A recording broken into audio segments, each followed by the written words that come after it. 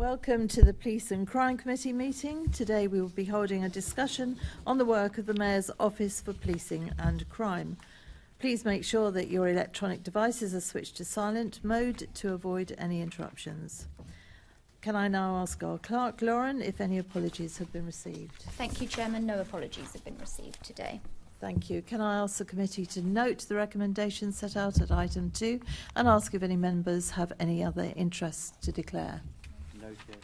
Thank you. Can I ask the committee to confirm the minutes of the meeting held on the 29th of September 2022 to be signed by me as a correct record? Thank you. Can we note the completed and ongoing actions arising from previous meetings? Thank you. So we now move on to our main item of business, Mopac 10 years on. So I'd like to welcome our guests from Mopac, Diana Luchford, Chief Executive Officer, Will Balakrishnan. I can never do that in one, can I? But I am getting better. You're the Director, of course, of Commissioning and Partnerships. Kenny Bowie, Director of Strategy and MPS Oversight. And Kim Chudley, Head of HR and Organisational Development. So welcome to you all. Diana, all the questions will be to you. Because as you are the Chief Executive, if there's anything you absolutely can't answer, then we accept that's why you brought your officers with you. But we are directing all questions to you. Okay? Yes, of course, that's fine. Lovely. But as you will understand, I have experts here, so I will be inviting them to, in order to give you the best possible account of Mopac. But you're the supreme expert, being the Chief Executive Officer, and we'd like to hear your views on certain things, etc. So we look forward to you answering our questions. So I'm going to start, obviously, Diana. So, Diana, what are the main priorities and challenges for Mopac for the rest of this mayoral term? Sorry, I've got to get used to the microphone. I'll come to that in a moment. I mean, I'd like to just begin by thanking you for giving us the opportunity to come here today and talk to you about the work of Mopac. I wrote to Sean Bailey after the election in July last year and offered him the opportunity for us to perhaps have an informal session with the committee so that we could, help you to understand the work that we do. So it's great that you've now taken up that opportunity. And I haven't met all of the members personally. I was at Carnival with Neil. I've met Unmesh in Newham and in some other places. But it's great to have an opportunity to meet you all and engage with you. So obviously Mopac has experienced a very challenging couple of years. We've obviously had the pandemic. We've had a range of issues that the Met has been facing, responding to the Sarah Everard murder, the independent review of Daniel Morgan, obviously the change of the Commissioner. Now we have the publication of the interim report of the Louise Casey review. And of course the Met are in the engage process. HMIC FRS have placed them in the engage process. So as well as the kind of legacy issues that we're dealing with, we're also looking in terms of our challenges at having to deliver the police and crime plan in a shorter mayoral term. So we have obviously published the police and crime plan in March, but we've got a shorter period of time in which to deliver that. We have an ongoing challenge alongside the Met of improving trust and confidence amongst Londoners. Trust and confidence has been on a downward trajectory for quite an extended period of time, so that continues to be a major area of concern for us, particularly in relation to black communities and also women and girls. We're obviously working against a very challenging backdrop in respect of the cost of living rises, which is generating obviously inflationary pressures, and that will create other issues for our budget. And of course we are working with a new commissioner who has an extremely ambitious reform programme which we want to support him in the delivery of, but that itself will bring a number of challenges. Okay, so if I said to you, name me your top 3 priorities, what would they be? My top 3 priorities are delivering the police and crime plan, Yeah. delivering the VORG strategy, and I would say improving trust and confidence. So what was the second? Hang on. Sorry, what was the second point, Chair? Delivering the crime plan, the Yeah. VORG strategy. The VORG strategy. VORG. Violence against women. Oh, and yeah, girls. sorry. Yeah. Oh, sorry, yes, violence Sorry. against I do apologise, Yeah, Chair. Sorry. okay, that's fine. Okay, Diana, the structure of Mopac has changed over the past 10 years. Is the current structure the right one, and what evidence do you have to support that? Okay, well, perhaps I can actually start answering that question by telling you about what I found when I came to Mopac, because as you say, Mopac has existed for 10 years, but I have actually only been here since 2020. So I'm not particularly well qualified to talk about the period before then. And of course, I took up post during the first lockdown in April 2020, when everybody had just moved to working from home, which, as you might imagine, was quite a challenge in terms of actually getting to know the organisation. It's quite difficult to do that when you can't actually meet anybody face to face. So I was assisted in that by the review that Mary Callum had done, which had been commissioned by my predecessor, Rebecca Lawrence. She had done a review for Mopac, identifying a number of kind of strengths and weaknesses of the organisation. Now, some of the strengths that she found was the performance in commissioned services and the fact that we deliver grant funding at scale. She also found that Mopac was strong on data-rich analysis and our evidence base. And I mean, our evidence and insight team are, I think, a leader in this space, actually. She also found a strength in DARA, the Directorate of Audit, Risk and Assurance, which is the shared audit service, which is hosted within Mopac. But she also identified a number of weaknesses, and that included Mopac's relationship and collaboration with the GLA wider family. She recommended that Mopac needed to become a more visible member of that family. She found weaknesses in briefings and MQs and correspondence, so essentially around the kind of democratic accountability piece. She found weaknesses in our functional expertise, especially project and programme management and finance and some other corporate services areas. There were concerns about integrated working with the Violence Reduction Unit and the lack of a strategic vision. So I took account of Mary Callum's findings, and I also took the opportunity to meet every single staff member of Mopac, which, as you can imagine, was quite an undertaking, as that was kind of over 150 people, and that took quite a long time. Plus, I had to do it all on Teams, to hear from people as to what they thought the strengths of the organisation were and what they felt needed to change.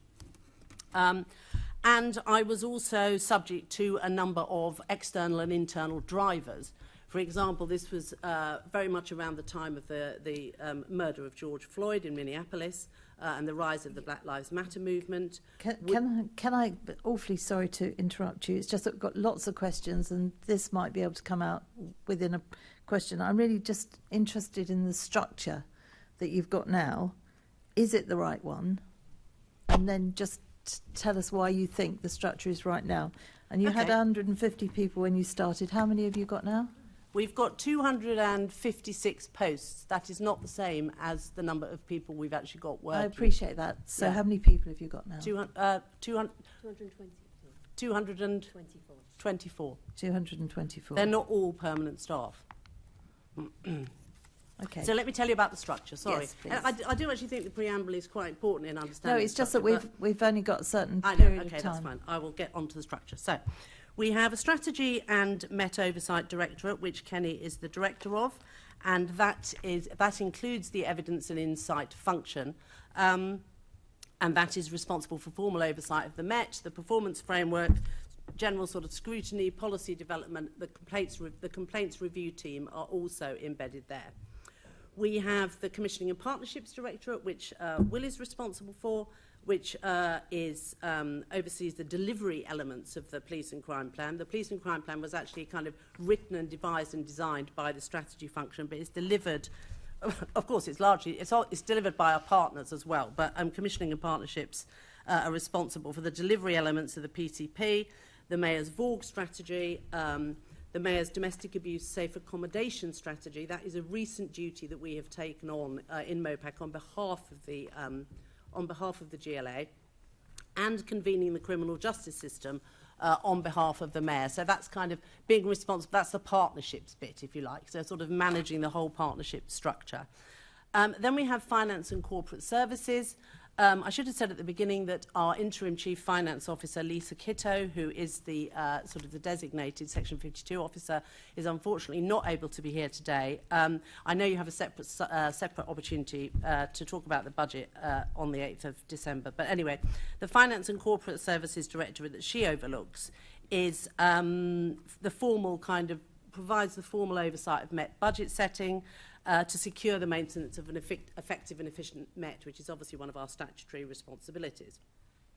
Then we have a what I call the corporate centre, and this is one of the innovations that I introduced as a result of the activity that I was describing a moment ago.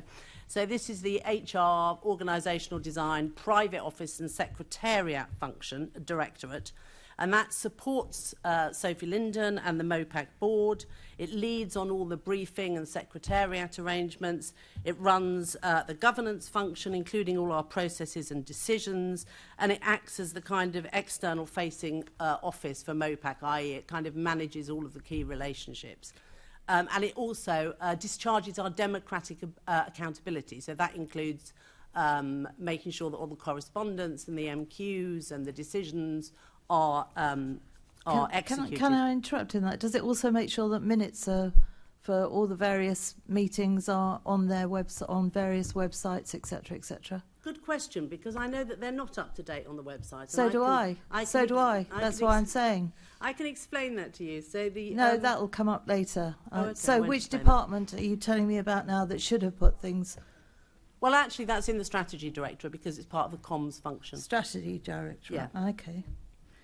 And then, in addition, we have DARA, the Directorate of Audit, Risk and Assurance, which is cited in Mopac, but serves wider GLA functional bodies. Okay, so the question was, is the current structure the right one? I'm assuming you must think it is then, despite the fact that I've already picked up on the fact that whoever's supposed to make sure things are on the website don't. Well, but anyway, we'll come to that. Yeah, I can give you an explanation for that, but let me give you some actual data in support of why I think that is the right if you can minimise it, please, because we're only on question B. 82% of people are proud who work for Mopac are proud to work for Mopac, and that's an increase on 2019. And 68% recommend it as a place to work. So I am relatively satisfied that people think the structure is the right one. Okay, you're obviously looking to improve those figures, though. I think lots of organisations would kill for those figures, but of course I'm always looking to improve. Well, okay. Right, I'm going to move on because we've got lots of questions. My colleague, Assembly Member Garrett, is taking the next questions. Morning. Morning, Neil. So I have a question about the budget. So I'm looking at the little bar chart here. So from 2013-14, Mopac's budget was 31 million roughly. Up to the latest period where it's 71.5 million plus the 33 million for the VRU. So pretty much every bit of the public sector, whenever you talk about budgets, is talking about downward pressure and austerity, and you're in the position where your budget has more or less trebled over the last 8-9 years. So what's that extra money allowing you to do that wasn't being done previously? Well, I think it's worth saying, first of all, that the Mopac budget is funded from a number of different sources. So it's funded from Ministry of Justice specific grants, so that largely pays for victim services, London Victim and Witness Service, but also support services for victims like ISFAs. Home Office specific grant, which is largely spent on the VRU and violence prevention. The Youth Endowment Fund specific grant, which is spent on cognitive behaviour therapy, and that is also a VRU. There's some reserves in there, And then there is police grant and precept, the majority of which is LCPF, the London Crime Prevention Fund. So those sources of funding you just mentioned, are they tied to those specific programmes? Some of them are hypothecated, yes. Some of them are hypothecated. I mean, not all of it. So some of it is the reserves, for example. We decide where we're going to apply those. And some aspects of the police grant are not hypothecated, but some of them are, most of them are. So is the answer to my question then that the budget has grown, but it's grown due to funding from outside bodies giving you money for specific things, and so the extra things that you're doing you have no real discretion over? In other words, so it's the government, MOJ, or... They reflect the increase in Mopac's responsibilities, and also the need to fund projects in the police and crime plan. Is there anything anyone would like to add on that? Do you want to go first? Well, I can talk through the different funding sources. You go first, then. To be clear, my question really isn't about where your money comes from, because that's a sort of a accounting question. My question is about, the total amount of money going into Mopac has grown substantially, and it's grown substantially in a period when very few public sector budgets are growing at all. So what is the public seeing in terms of return on all of that extra money that's going in? We can describe that. I mean, I can talk a bit in terms of commission services.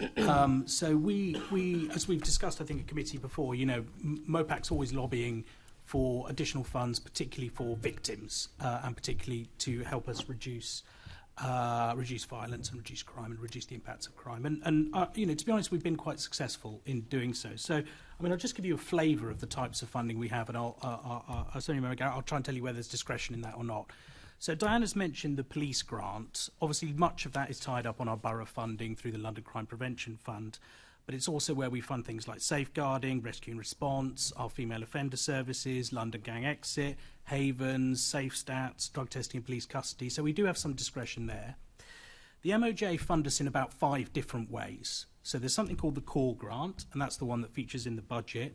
That predominantly pays for victim services, although I'll tell you later why we don't think that's sufficient.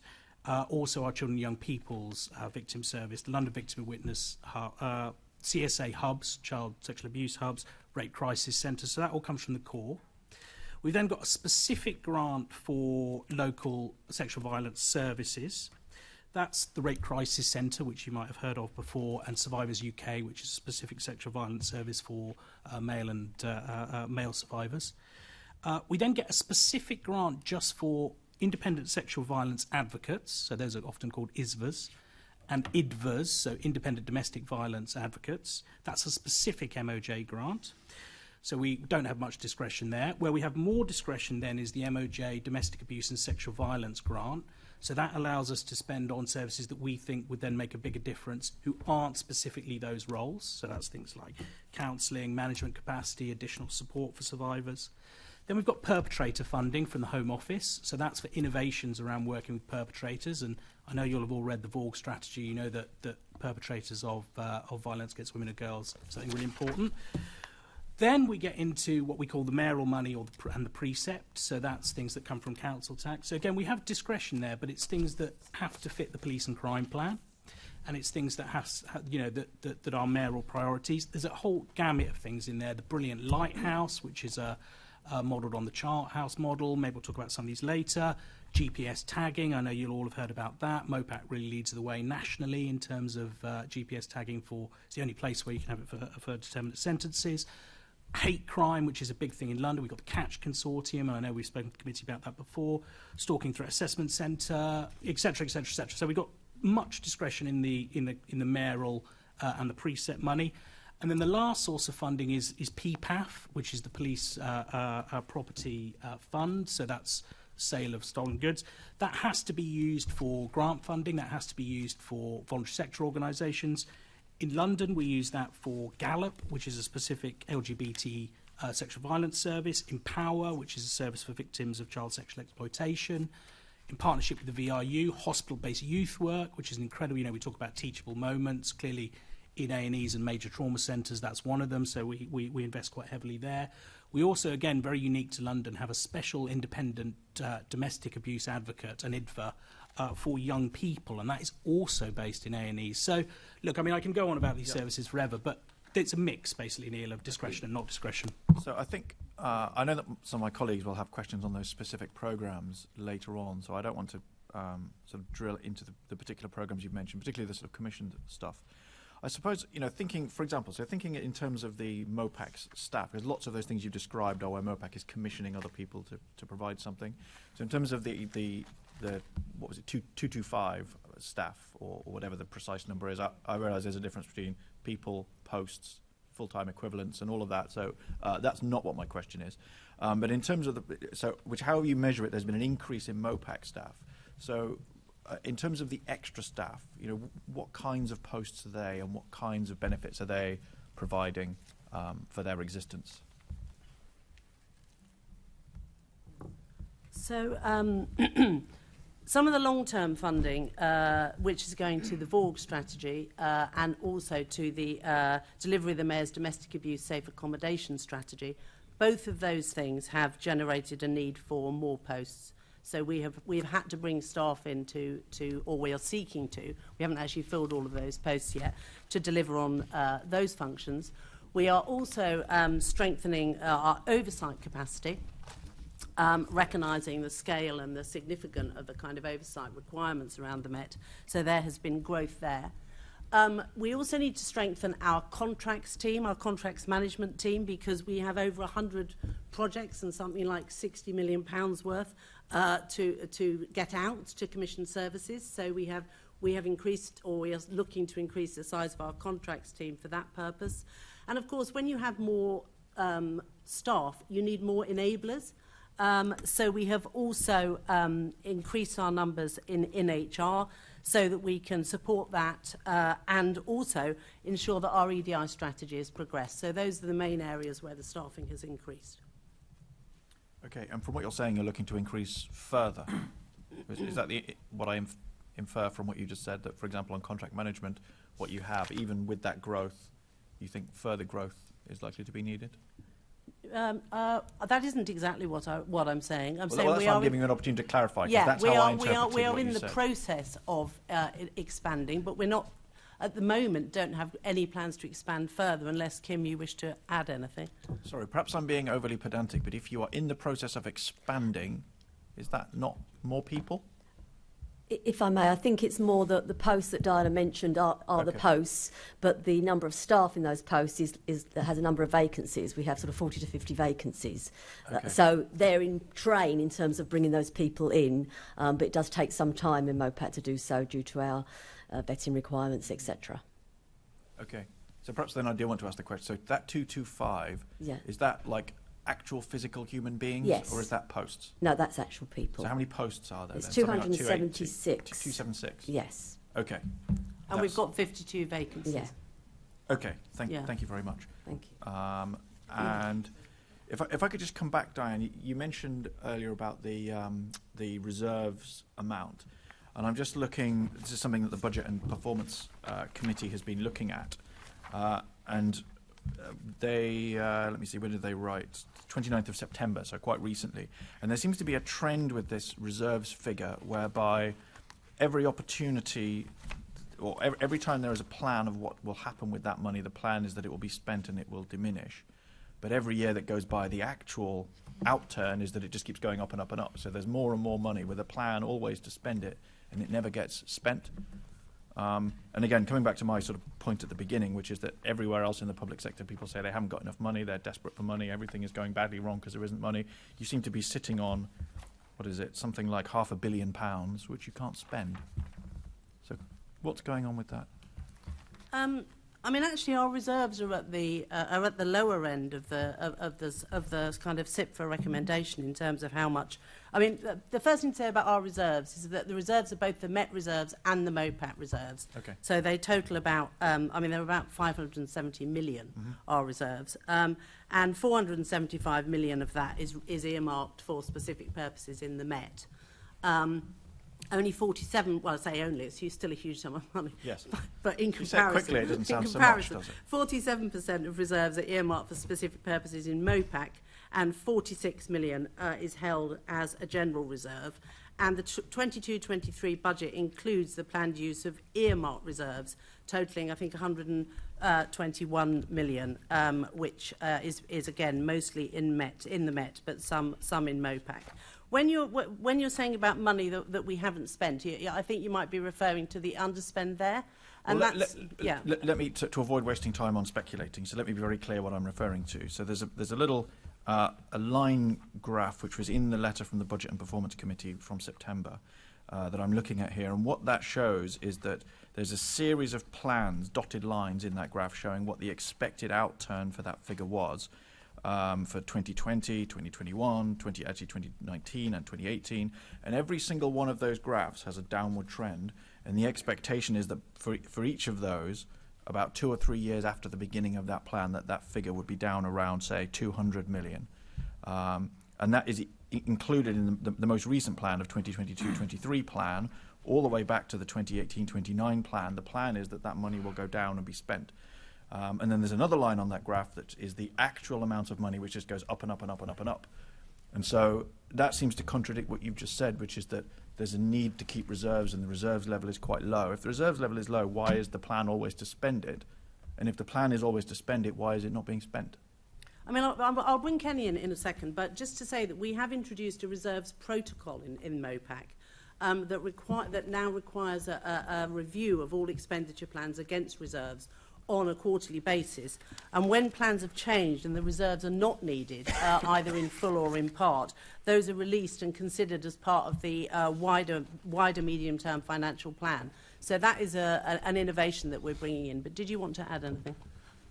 So I was just going to say, I think there's a difference, sorry, a bit close, I think there's a bit of a difference between what is the, if you like, the overall reserve which is held, which includes both the Met and the Mopac one and the Mopac one. If you look at the Mopac one, SIP for guidance is between roughly 2 and 5%, as you'll be aware, we're lower end of that.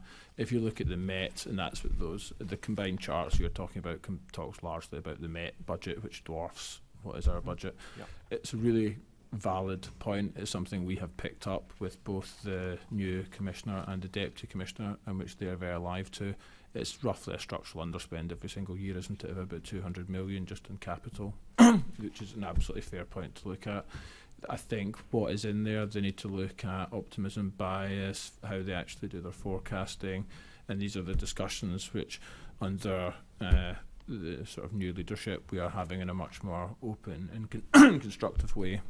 And I know if Lisa was here, she would talk about the series of meetings that she's been in with their Chief Finance Officer and with Claire Davies as their acting head of HR, where they've been trying to get under these things. And all I would say is I know that the new Commissioner is very ambitious and has a lot of plans which will cost money. And we would be hopeful that with the new protocols that are being put in place and the oversight that there is, that we won't be in that position going forward. But it's also a lot of your points sort of, if I'm not being unfair, are sort of predicated that there's been a following thing, of course, in the police with what the government's done with the 20,000 uplift, or the police uplift programme, as it's been called. There has been a lot of money actually going into the police, and just in the same way that you have to plan to save, actually you have to plan to spend, and in many cases that can actually be more difficult when you've been going like that. You've got to do a sort of reverse ferret and go up like that. So I think not trying to explain away all of those things, because it's really marked, the graphs that you talk about, and I totally accept that. But yeah, I think I would be hopeful that as we move forward that will not be the case. So to summarise, to check I've understood, the rising figure is primarily the Met's budget, not Mopac's budget, and the primary cause is capital spending projects that were supposed to happen but have either not happened or have slipped, which to my mind is the same as not happening. But sometime soon, those projects are going to go ahead and the money will be spent. So that's my understanding. We hope. I appreciate it's not your decision to spend it. It sits with the Commissioner. No, and what I would say is that the Deputy Commissioner and the Commissioner are very, very focused on this, and they've been speaking to the Deputy Mayor about it frequently since they started, and there's been ongoing conversations between our Chief Finance Officer's team and the Met's team, and it's been precisely our challenge to them has been essentially the one that you have just put to us, if I can be honest with you, which is every year we are told the reserves will go like that, and every year the reserves have gone like that. Can we have a discussion about what is the sort of the underpinning of that? What, not necessarily what's going wrong, but how do we get under the skin of it and make sure that the dotted line and the hard line actually resemble each other a bit more closely in future? I mean, my concern is not the dotted line and the solid line resemble each other. My concern is that public money has been put in to provide better public services for residents, and that's not happening. It's sitting in a bank account.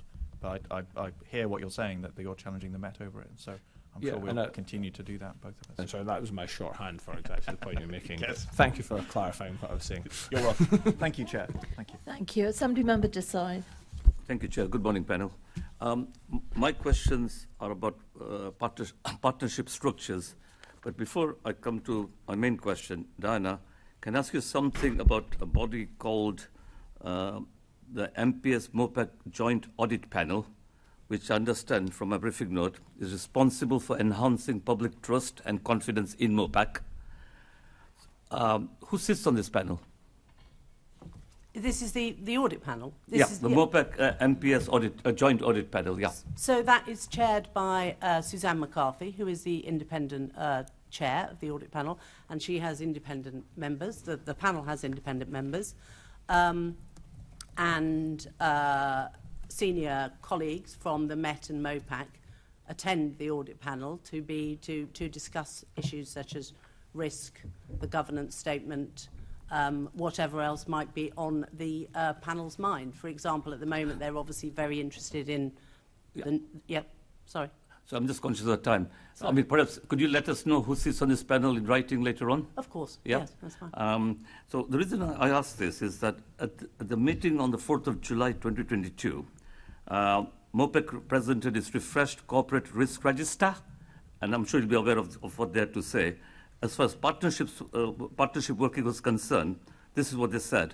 Mopac does not have the right partnership structures and relationships to work effectively with partners and influence and frame the actions of others to deliver the Mayor's ambitions and the police and crime plan. This was in July 2022. I think you started in 2020. Yeah. It's quite strong criticism.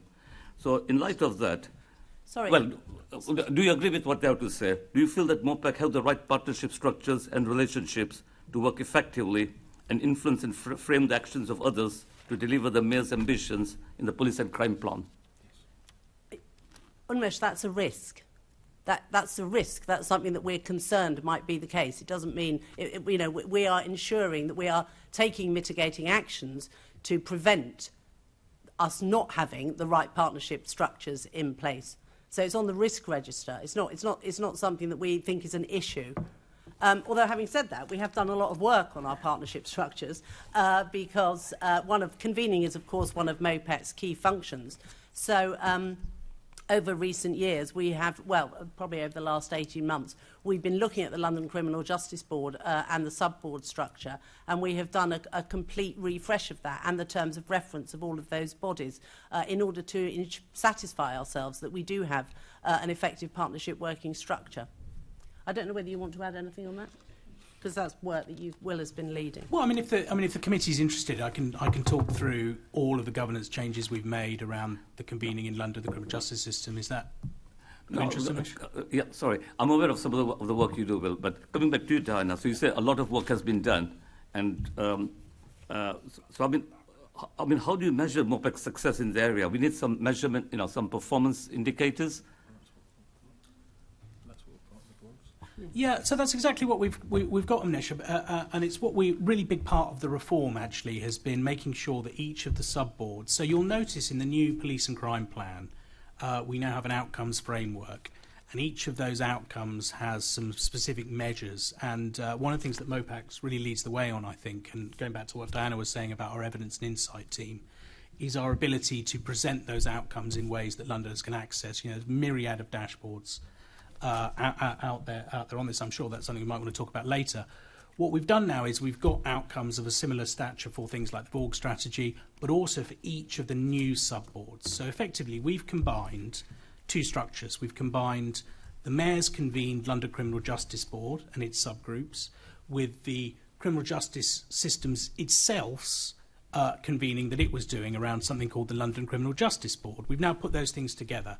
So we have joint leadership in London and a joint partnership structure for the criminal justice system.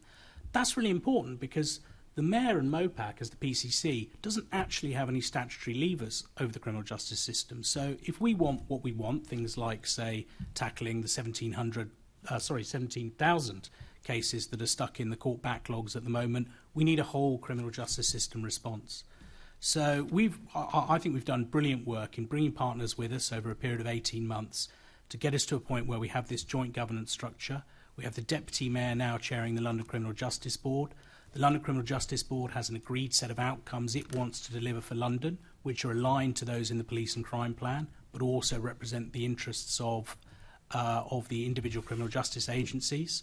And we've got a sub-board structure that delivers that. So I think it's been really positive work. And what we're seeing now is that we're having proper whole system conversations in those. So rather than just Mopac saying, what are you doing about, what are you doing about, what are you doing about, we're actually having conversations where as a system we're coming together, we're looking at things end to end. So using my court backlogs example, clearly if you fix one part of the problem, it's going to lead to a knock-on effect. You know, it's sort of that analogy of a snake eating something. You know, it sort of pops along the snake, doesn't it? Yeah. So we have to think whole system, and I'm really proud to say that those conversations are now happening.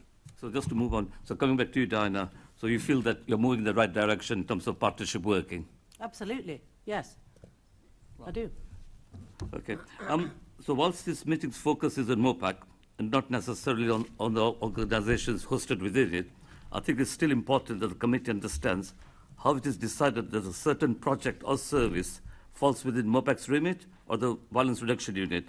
So to give an example, the rescue and response, which deals with gangs and county lines, is funded by Mopac and not the the violence reduction unit. Yeah. So, I mean, specifically on rescue and response, I mean, the violence reduction unit, and I know that the committee has spoken to the violence reduction unit before, you know, they are very much focused at the preventative end, so before things have happened. Rescue and response, young people who are caught up in county lines are victims in our sense. So the rescue and response service is a Mopac service because people have crossed a little Rubicon. You know, something has happened to them. They are now victims. So it's not a preventative service. It's a service that aims to prevent ongoing involvement in county lines. And you know, well, the clue's in the title, isn't it? Rescue and respond to the victimisation of those young people. Sure. So just moving on again, coming back to you, Diana. So how do you ensure that Londoners understand the respective roles of the Mayor, Mopac and the MAT? And again, I know you say it's a risk register, but as far as impact was concerned, this is what they had to say, that Mopac is unable to demonstrate impact as work is not prioritised in line with a set of defined outcomes supported by data or evidence. Well, I mean, I think we've actually done an awful lot to increase the visibility and transparency of the work of Mopac through the data dashboards that now appear on the Mopac website, giving Londoners a wealth of information that they didn't previously have. But I think on your previous point about, you know, Londoners understanding who is leading on what, I mean, I don't think they particularly care. I mean, I think, you know, that they're not concerned whether Mopac or the Violence Reduction Unit is specifically responsible for delivering a particular programme or project. That they are interested in the end result of that, which is that London is a safe city for all, which is, of course, Mopac's vision. But, I mean, naturally, internally, we, VRU and Mopac, have to work through kind of boundary issues and division of responsibilities. And as Will has said, VRU is there to kind of reduce and prevent crime and to increase feelings of safety and to work with communities using a public health approach. And Mopac is more on the kind of enforcement end, seeing the oversight, ensuring the oversight of the Met, rather than doing that preventative work. But ultimately, our objectives are the same. Yeah, I do agree with you that, you know, people out on the streets don't care about the bureaucracy. It's about policing on the streets, right? But given that you receive a lot of public funds and that you have oversight of the Met, the governance body for policing in London, I think it's still important that Mopac does have a profile with the groups that you fund, but to the Londoner out there, But anyway, I won't pursue that point because I do agree with the fundamental point that is policing on the streets that actually matters to people. But then how you actually operate your governance arrangements does impinge on a lot of things. But just one final question. So what evidence is Mopac using to demonstrate the impact of its work? Can you give some examples? Well, of course, we have evaluations for most of our major programmes. So that's one of the key ways that we're able to demonstrate impact. Do you want to add anything? A specific area I think would help. So you could look at the evaluation which was done for the London's Gangs Exit programme, which showed that it makes a statistically significant, leads to statistically significant reduction in people who are going through it reoffending of roughly 9 percentage points, which kicks in around the 18-month mark. That's been produced. We've produced the Serious Youth Violence Problem Profile, which is directly led to, in fact, I think when we did this about 2 or 3 weeks ago, we had 90 people from local councils who came up to look at this. We did a major evaluation of Lighthouse, which is obviously a sort of world-leading thing which is like another commission service where we've done that. We've done various works where we did the rape review, which actually led directly to something called Operation Soteria, which is now hosted by Mopac on behalf of the NPCC, has 11 members of staff, all temporary within Mopac, and £5.5 million coming into it of government money, which is going to lead directly to a new national operating model for rape. I mean, I could go on and on, but I would say we punch well above our weight in terms of the evidence and the evaluations which we do. Thank you, Chair.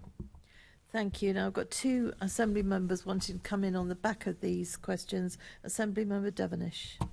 Thank you, Chair, and good morning, Chief Executive. Good morning. My question really comes from what's been said, but I don't think we've touched on it. It's the elephant in the room, and I quote, the Met Business Planner 21-22 Quarter 1 Progress Report says, and I quote, we will conclude the development of the new estate strategy and engage Mopac for approval, say. And it lists on your paperwork that it's been delivered. Now, I asked the Mayor last month, or I would have if we'd got to the time, but my colleagues beat me on the MQT questions. And my question then was, has the Loch Ness Monster eaten it? I mean, I'm sorry to laugh, but the estate strategy is the gift that keeps on giving, isn't it? We haven't published it yet, as you know, and the reason that we haven't published it is probably not particularly surprising, because, of course, we have a new commissioner, and it is important that he is happy with the estate strategy and the plans for disposals, etc., over the coming years. So he has a very large in tray, as you might imagine, which also contains the estate strategy. It genuinely is our ambition to publish it as soon as possible. Believe me, nothing would give me greater pleasure, because it is, we always get asked about it, and it does need to get published. So I'm sorry it hasn't been published yet, but it will be. I've asked everybody in this organisation this question, so I'm going to ask you. Can you give me a date or write to this committee with a date when it will be published? That would be wonderful. If you can commit to write to us with a date, hopefully within the month, you can give us a date, even if the date is in another year's time. Because this, you can give birth to an elephant quicker than this. I can't give you a date, and I can't write to give you a date either, because to be honest, it's not within my gift. I don't want to commit to a date and then that not to be delivered, because the strategy needs to go through various clearance processes, and I cannot guarantee that those will take place within a certain period of time. So much as I would like to be able to give you a date, for my own sake as much as anybody's, I'm not going to, sorry. Well, I'll finish here very quickly, but just ask you, can you ask the Deputy Mayor and the Commissioner to write to us with a date? You don't have to answer now whether you can do that. You just have to go away and please ask them, because it is becoming ridiculous, frankly. No, but I'll leave it there, okay, Chair. Thank you. I can commit to asking that question. Thank you very much. Thank you, because it is indeed ridiculous. Assembly Member Pigeon. I just wanted to pick up, I'm not going to go on about the estate strategy, though I asked rather a lot of questions about it, so it will be nice to actually have some conclusion there. I just wanted to go back to the audit panel, just to get some clarity on that. It meets quarterly. Are all the papers always publicly online, or do you have a Part A and a Part B? I don't know. Unless it's something which has been audited, which is perhaps falls into The AXO, the Matrix, the CT space, as far as I'm aware, everything is published as a result of that. I don't think anything is Part A and Part B in the same way that some decisions are. Okay. And the risk register, obviously we've seen it, which is why we've pulled out these areas. Is that routinely available online for us to review? I don't think I think it gets published as part of the audit process, but we can have a look at that. I think it would be useful if we could have we're- that sent to us perhaps quarterly, just so that we are very aware of what areas you're focusing on. And in terms of it's an independent chair, isn't it, you mentioned? Suzanne McCarthy, yes.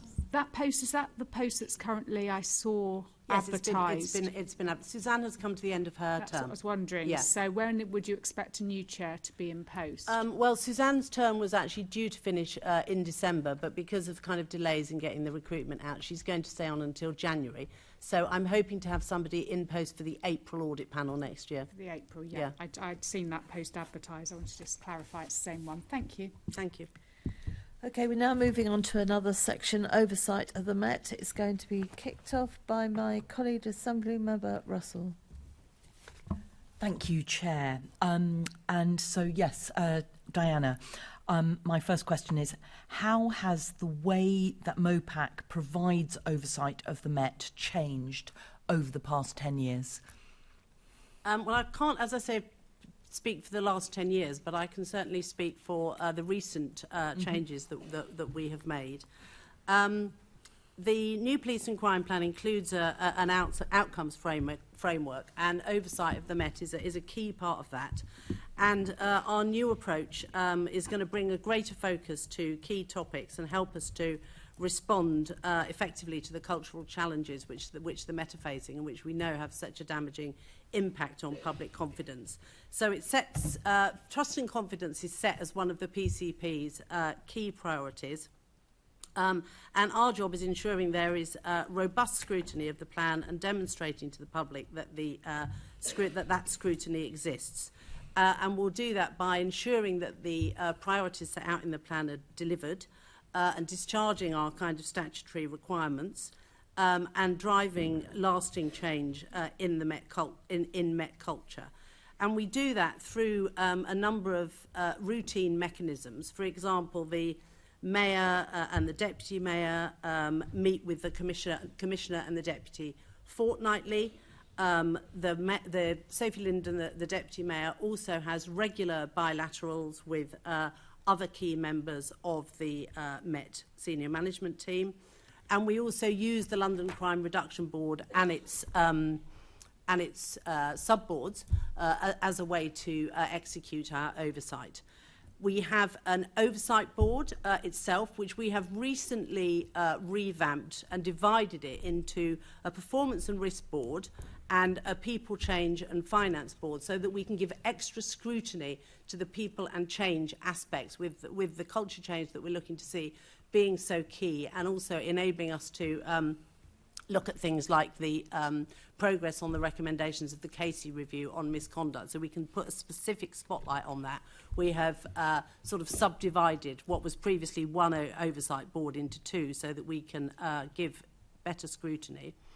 We are also ensuring that we've got the views of the public built into our oversight through the public attitude survey.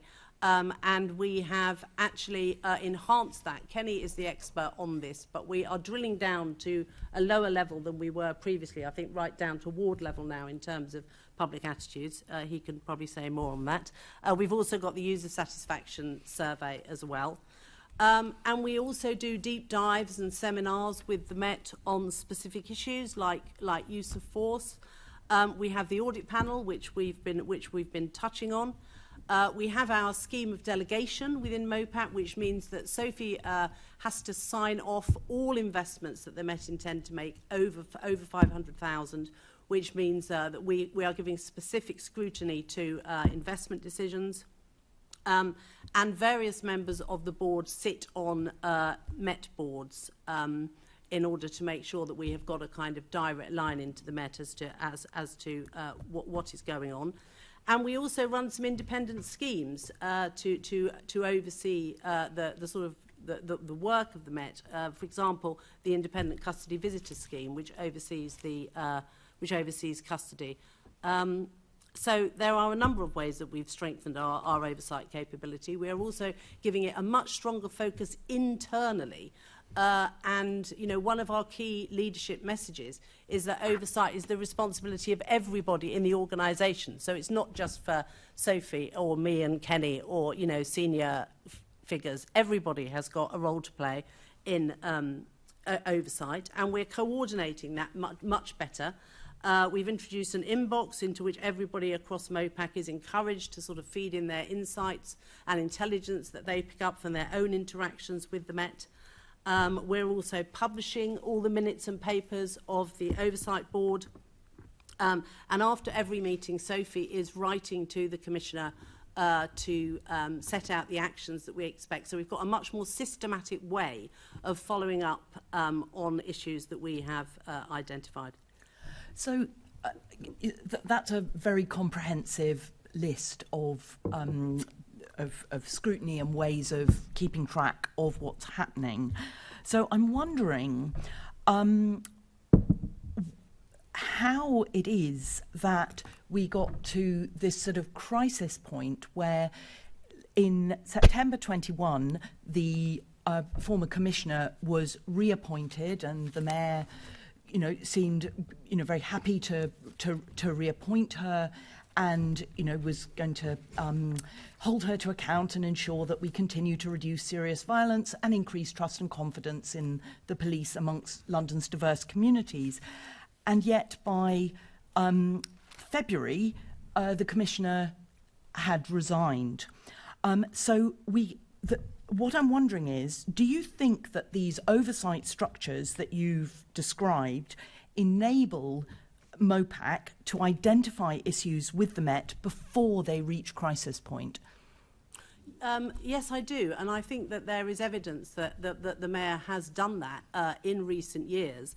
I mean, it's interesting that many of the issues raised by HMIC FRS's Peel inspection report and the reasons why it has placed the Met into the engage process haven't come as a surprise because we have been aware of a number of those issues as part of our regular monitoring and oversight process. For example, better support for victims, better recording of grounds for stop and search, better response times on 999 and 101 calls.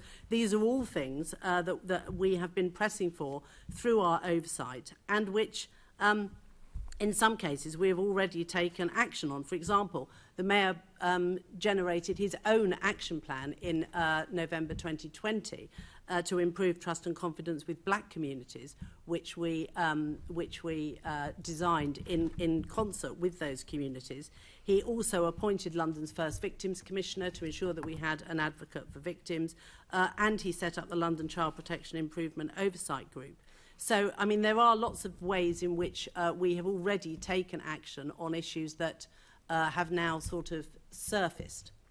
And, you know, actually, it's quite helpful to us and to the Mayor that HMIC FRS have placed the spotlight on these things, partly because it gives us the opportunity to draw in broader support to tackle these issues. Mm-hmm. And you know, we're very keen to get whatever support we can, whether it's from government departments, from the College of Policing, from HMIC. You know, these bodies can do things that can help the Met to reform, and that gives us a bit more leverage. So we welcome that. I'm sure everyone welcomes these reports and you know, so much coming out, because there's obviously people have been worried about the culture within the Met, and people have, you know, the report that came out today is absolutely shocking, with particularly women police officers subjected to sexual harassment and worse. So, are there any specific examples then where Mopac has challenged the Met and forced a change in that period before former commissioner left? Well, I mean, I would cite the example of the gangs of violence matrix, which, of course, only the other day we heard that the Met has taken the decision to remove about 1,000 people from that, from low-risk people from the violence matrix, and that is a direct result of Mopac oversight. And just on the today's HMIC publication, which I agree presents some shocking findings, just to clarify, that is a national report. So it absolutely not saying that what the findings do not apply to the Met, they do, but the findings are national. They relate to all police forces. So this is not just a Met, the findings are not just a Met-specific problem. Thank you. Do you think there are any areas where Mopac could improve its oversight of the Met? And are there any actions you're currently taking to address that? I'm going to turn to my expert on this because I'm sure, I think that there are, and we will talk about those. I mean, you can always improve everywhere, but if you were going to ask me in particular where I want to have a focus, and this is part of the reason that we actually have split the Oversight Board into two, it really is on the people and the change element, and by that I mean the Met Transformation Programme is a large sort of portfolio which spends millions and millions of pounds. I think there's more we can do, and this goes back a little bit to Assembly Member Garrett's point earlier in this session, where I think we can do more, and I think we can do more around what was said about. We've already done quite a lot of the misconduct if you look at some of the previous reports we've published, but I think it's now incumbent on us, as much as it's in the new commissioners obviously moved very quickly to bring in new anti-corruption and abuse command, move to being much more proactive in how it's going to root out corruption within the Met, and I think our oversight of that needs to change as well. And I think also the way in which we oversee the culture of the Met, and that's obviously a much more, how would I put this, a much more intangible thing. It's very difficult to obviously get under the skin of that, and I think that's an area where we also need to, or we also can and will do more as we go forward. Thank you. So then, going back to the point about engage, as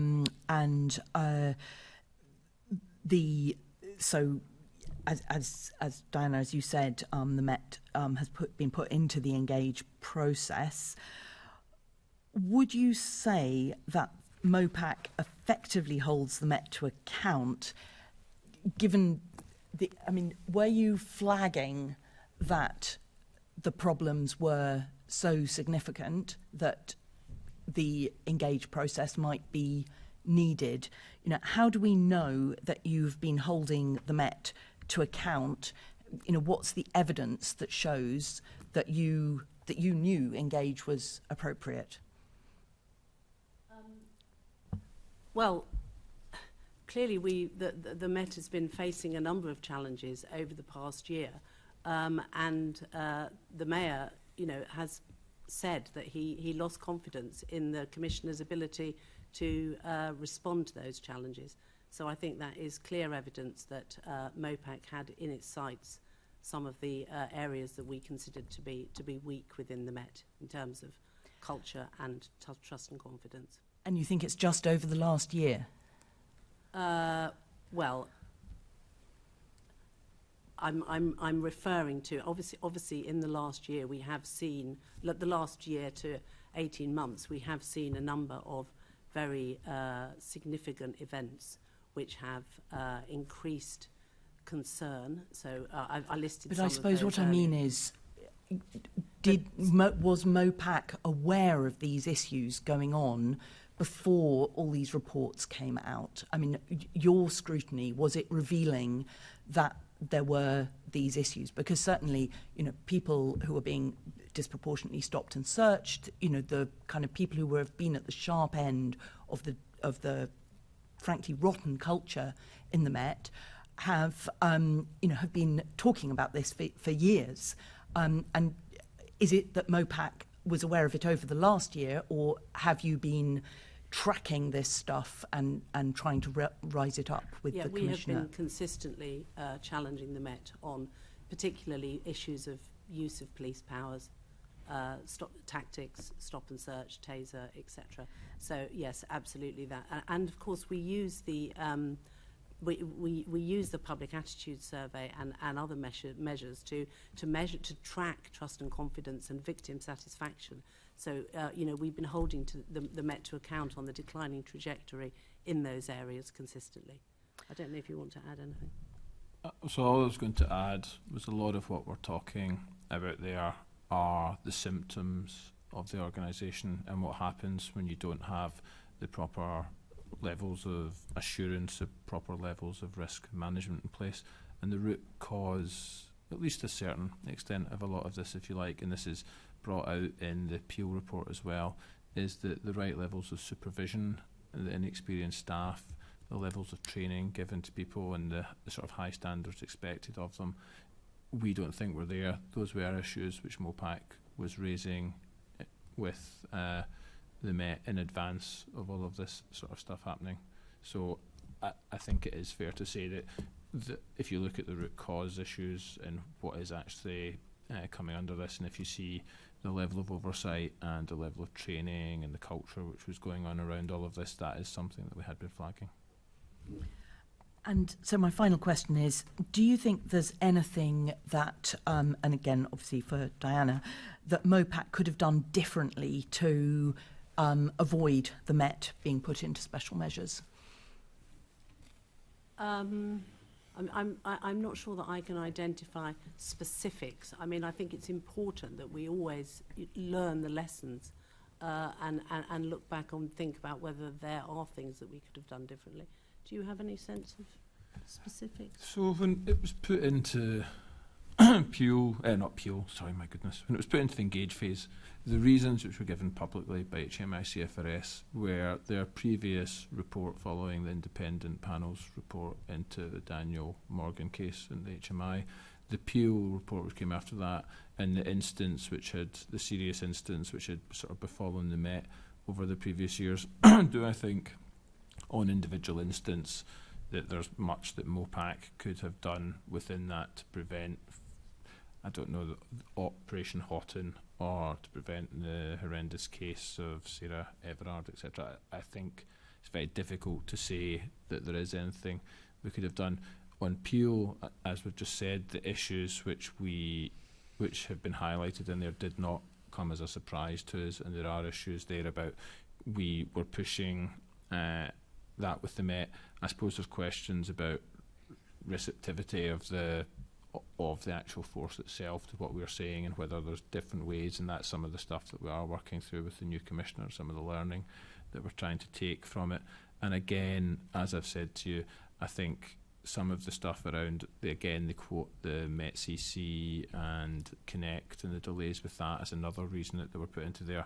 And in response to your question about what areas do we want to have better oversight of, etc., I mean, that's one of the areas where we do want to do that and why we've intentionally split the board out.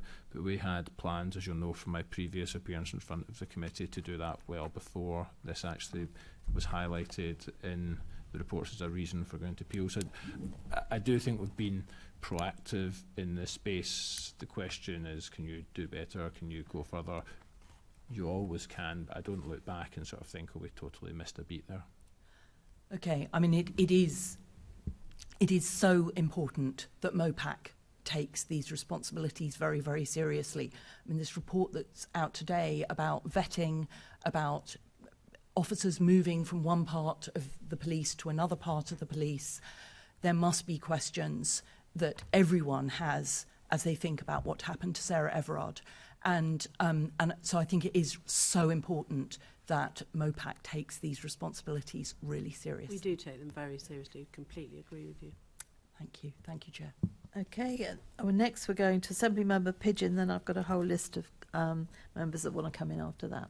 Lovely, thank you. I want to pick up this, actually before I pick up that, something, Kenny, you just said. Would you agree with the statement that the Met tolerates low standards? I think, as the new commissioner has said, he wants to ensure that there are high standards and higher standards than there have hitherto been. So do you think, and as some of the issues you've been raising and the pushback presumably you had from the previous leadership, is that they were content with these low standards? I don't think anybody was ever content with low standards. I think Mark has brought a renewed focus on the need for there to be incredibly high standards, which, given the powers that police officers have, the ability to stop you, to search you, to arrest you, to deprive us of our liberty, which is the sort of biggest freedom and right any of us have, I think it's an entirely sensible and normal position that he's espousing on that front.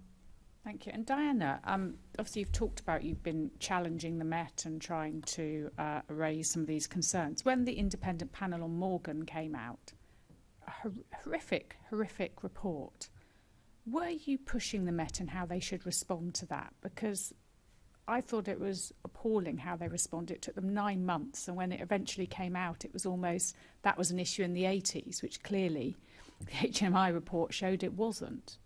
What were you doing on that? Can you explain to us perhaps what was going on behind the scenes? Well, we were certainly encouraging the Met to take the findings of the Daniel Morgan report very seriously, and obviously they have, they've been taking various counter-corruption measures. So we were working with them on Daniel Morgan, certainly.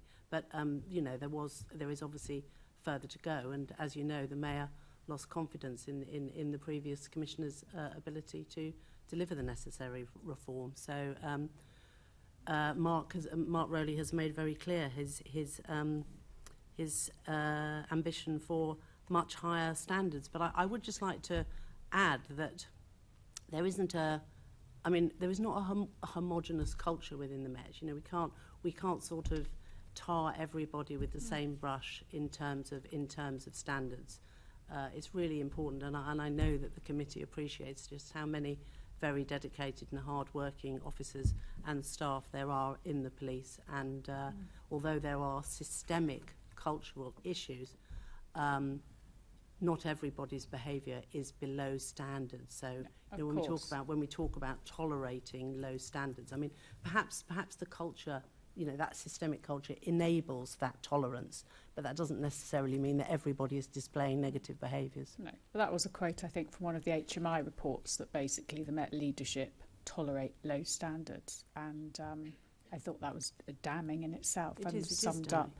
Yeah. But let's talk about the engage process. Special measures to the ordinary person on the street. The Met's in special measures. Talk us through that process and Mopac's role within it, please. Do you want to come in on this? You're leading on engage. That's fine. So the process is essentially you are put into, if we want to use the shorthand, special measures, which is actually longer than its official title of engage, but anyway. So when you're in the engage phase, you go to something called the Police Performance Oversight Group, which is set up and chaired by HMIC FRS, and it is chaired by HMCI, which in this case is Andy Cook. But the decision to place you into that is largely taken by based on the inspector, His Majesty's inspector, who leads that, in this case, Matt Parr. Yeah. Once you're placed in, it can happen for any number of reasons, as I've already articulated, the reasons which are set out by HMI in this case. You then go along there. I mean, what actually happens there is, and the actual conversations are confidential, I don't want to breach that, but you have all of the system leaders around there. So you have the college, you have the APCC, the NPCC, you have HMI CFRS, obviously, you have the Home Office, and all those people are around there, are essentially there to support you in taking steps to get out of there.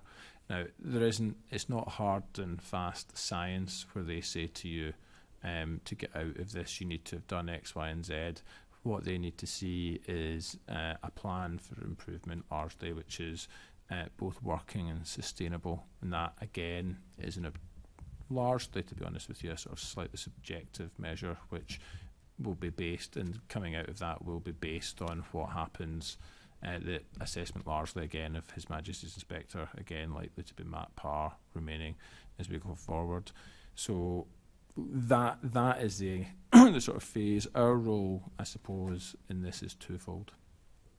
One, it's to support the new Commissioner and his team as they work through a plan to address this. Now, obviously, the Commissioner has been here slightly less than 2 months. Slightly unfair to expect he will have a fully furnished, wonderful, all singing, all dancing strategy at this stage, but certainly something which I know he and his team are actively working towards, and we will support him as he does that. The second role which we have is that once that is in place and in the drafting and evidence which he is using to create that strategy, it is to hold him and the team to account for how that is done and then for how it is delivered. So I suppose it's the role of the classic term for it, I think, is being a critical friend as we go forward. How long HMI will keep us in the engage phase, I don't know. Manchester have obviously just started, have come out of it, I believe. We are just going to speak to the CEO, hopefully this week, about exactly how they went about it, how they felt the process worked. We spoke to them when we went into it. So it's a bit of a, I suppose, an unknown, and also I suppose the difference here is that as we have a new His Majesty's Chief Inspector in Andy Cook, we don't know how he will approach this directly compared to how his predecessor Tom Windsor approached it. So, but we are very appreciative of the offers of help which have already been given by those around the PPOG table. Okay, and how long were Manchester in the engage process for? Off the top of my head, I'm afraid I can't tell you. I think it was about 2 or 3 years. Okay, thank you. I think it's just worth, thanks Kelly, I think it's just worth adding that one of the things that Mopac is really trying to do in this space is to identify or get clarity on what the exit criteria are for the Met. So, you know, you kind of need to know what you need to do in order to get out of engage. And that isn't actually terrifically clear at the moment. So Mopac is working quite hard in the margins to try and enable that. Yes, of course. What's the measure to get out of it? Understand that, because that gives you a proper timeline to work towards. This this oversight group, how many times has it met, and who attends it from Mopac and the Mayor's office? When you say the oversight, do you mean the turnaround board, Caroline? No, or do you mean the PPOG? police Do you mean performance? PPOG? Yeah, PPOG. Sorry, PPOG, that's yes, PPOG. Yes. I can't actually quite. Police Performance Oversight Group. I'm trying to read my shorthand that I've scribbled. No, beg your pardon. Yeah. There's lots of people on that. So it's met twice since the Met has been placed into the engage phase. It meets on a force-by-force basis, so it's not. I mean, I think there's 6 or 7 other forces who are also in the engage phase at the moment. So this is the Met only one. Yeah. So there have been 2 meetings. The first meeting was attended by Acting Commissioner Stephen House, and I believe the Acting Head of Corporate Services at the time, Rosha Hughes, and by the Deputy Mayor for Police and Crime, Sophie Linden, and myself. The second time, it was the same cast list from our side, and from the Metropolitan Police, you had the Commissioner, Mark Rowley, and you had ACC Frontline Louisa Rolfe, who was there. Okay, and how it's met twice, but how often is it? Is it every month it's programmed for? No, so I think that it meets sort of. I think it's going to be roughly every quarter that it meets. Okay, and has the Mayor attended this at all? The Mayor was at the last one, sorry. The single most important person I should have mentioned. Yeah, you kind of said it was the same cast list, but the Mayor turned up, so it was different. Well, and do you, Diana, as Chief Exec of Mopac, attend? I haven't been yet, no. Are you planning to? Or? I may do, yes. I mean, yeah, possibly. Kenny leads on this, so... Because I believe Andy, the PCC for Manchester, attended all of the meetings for Manchester, so I would have thought the Mayor might be wanting to. Well, the Mayor was certainly at the last one, yes, and I know he is very committed to supporting Mark and holding him to account as we move forward. Good, good. And generally, how often does the Mayor meet with you and talk through policing, and I guess meet with you and the senior leadership of the Met, because I realise he's delegated stuff to his deputy mayor, but given this is such a big area. Yeah, so the mayor meets the commissioner regularly in bilateral fortnightly. So just the two of them? No, that'll be Sadiq and Mark Rowley, Sophie Linden, me, and Sadiq's chief of staff. And sometimes other members of the Met senior leadership team will attend if we're discussing specific issues. And Lynn Owens has attended. So it varies, but he will always meet Mark every couple of weeks formally. And they also have a lot of informal interaction. Of course. But there's a structure of every fortnight. So if there were issues that you were picking up through all of your scrutiny work you've described this morning, yes, and there's something you were concerned about, is that the forum, the meeting where you would raise that? You know, that you've had this, early sight of an inspection report, you've had this, there's a couple of issues you're a bit concerned about, you just want to make sure the mayor would know. Is that where you would brief Well, that wouldn't be him? the first time we would raise something with the mayor that we were concerned about, would not be in a sort of formal bilateral with the commissioner, because that has a set agenda. But it's perfectly possible that that would be a forum in which we would advise Sadiq to raise an issue. But clearly we would advise him through the deputy mayor, of specific issues in the normal way that advice escalates through an organisation. Right. So the deputy mayor would, outside of those meetings, regularly phone the mayor or brief the mayor on odd issues if they come up? Yeah, absolutely, yes, they're in very close contact. Okay, so things like the Charing Cross issue and those WhatsApp messages, and obviously more detail came out later, but Mopac, it's clear in some paperwork I've seen, knew a lot earlier. That would have been fed up the line somehow, either through the formal meetings or through one of those Sophie little phone calls to the mayor. Well, we should be clear about what Mopac did know earlier. So Mopac did not know the content of the WhatsApp messages until we saw the final report of HMIC. You knew there were some concerns. But we absolutely generic. Knew that. Yeah, we knew that there were cultural concerns. And we had provided written advice to the mayor on that.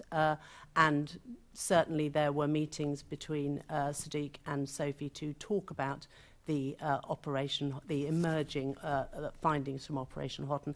And then, of course, once we saw the final report, there were the sort of meetings that you would expect to discuss our response. And that written advice to the mayor on that, are we able to see that, please, to give us an example of the sort of advice you provide to the mayor? I would need to ask Sophie about that. OK, we'll put that as a request. Thank you. Thank you. Can I just ask, before I go to my other colleagues, you didn't see the content of the WhatsApp messages. Did you ask to see them? No. Would you not? Because surely you're overseeing them. You would want to know exactly what was being said. I would need to check back on that precisely, but I think that the content of the WhatsApp messages had not actually been surfaced. So kind of the first that we knew about it was when all that we knew was that there were issues of racism and misogyny within Charing Cross Police Station, and that the IOPC were investigating that. We didn't necessarily know that was evidenced by WhatsApp messages. And you didn't ask. Can you check to see if you did ask, and then let this committee know? Yes. Thank you very much. I'm going now to other questions from Neil, Assemblymember Garrett. Thanks. It sort of follows on a bit, really, from what was just being said. I mean, I was just thinking, if I had vague rumours that one of my colleagues had said something racist or homophobic, almost the first thing that would occur to me would be, what exactly have they said? Because those terms are quite broad. And so I just find it very odd that even just your human curiosity, nosiness, let's say, didn't at least lead you to think, well, what exactly are we talking about? Because those are very broad. But that wasn't really my question. That's just the thing that struck me, that keeps striking me. So I'm sort of new here, both in the Assembly and even more so on this committee. So the observation that I'm going to make, which may not be correct, so it's in the context of the fact that I'm quite new to this, but when I think about the issues that have come through this committee, so there's the child queue example, There's the report today about vetting, which is, again, not a new issue, and officer behaviour. There's the Daniel Morgan report. My perception, which could be incorrect, but my perception is we wait for something awful to happen, and then we react, and there's a report from somebody about what went on. And a lot of the discussion that I've just been hearing in response to Caroline Russell's questions and Caroline Pidgeon's questions and Susan Hall's questions are, this is what we're doing in response to the report. Let's take the child queue example in particular. What seems to have happened subsequently is it's come to light that there's a big gap between what has been happening, what we were supposed to happen according to the process, and what Londoners might expect or wish to happen in those kinds of circumstances. And so I suppose my question is, why did it have to get to the point where not just one, in fact, multiple awful things happened to young people? Why is it not that Mopac, who seemed to me to have the proactive role in all of this, why did you not find out ahead of time that that sort of thing was going on and stop it? Why do we have to wait to the point that a whole lot of awful things happen and then there's a report or an investigation and then subsequently we do something about it?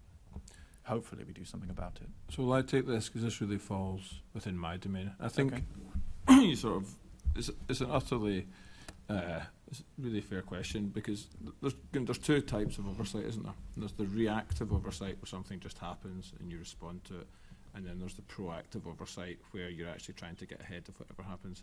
Now, when you're an oversight body of 200 odd people overseeing 45,000 people, you're never going to be fully there. The trick is to move as far along that spectrum as you can to getting to the proactive side. And I think that is, since I've been here, certainly where I've been trying to move us to. If you take the child queue example, we had actually raised this proactively with the Metropolitan Police and asked for strip search to be placed on to the use of force deep dive that we do every year back ahead of the child queue thing happening. That was because of concerns which have been picked up via our independent custody visiting scheme. I suppose the question for us is then, why had sufficient changes in the behaviour of the Met not really happened? And as I say, that's one of the things which we, as I mentioned earlier, we need to look at about the receptivity of the Metropolitan Police to points which are made by Mopac and how we strengthen the way that that works. It's also quite. I think the crux of your point is, yes, we do want to move more to that proactive space. I think it's unrealistic to expect that we'll ever get to a space where there won't be issues which we have to react to. I say that, I mean, I spent 16, 17 years, whatever, in the Home Office becoming across here, and I can assure you there that there were plenty of events where we ended up reacting to as well, and again the trick was there to move us for as long as possible. So I'm not trying to be defensive there. I hear what you're saying, and it seems perhaps unfairly, but anyway, this is my personal observation, is that it's the emergence of the scandal that is the spur to action, perhaps more so of the Met Police than amongst yourselves, and they're conscious they're not here to answer for themselves. But for example, I'm thinking that was this committee ever made aware that you had those concerns? Because I feel like if people on this committee had known about that concern, I think, let's say 2-3 years ago, I'm pretty certain you would have had questions about it to the police when they come here. What are they doing about it?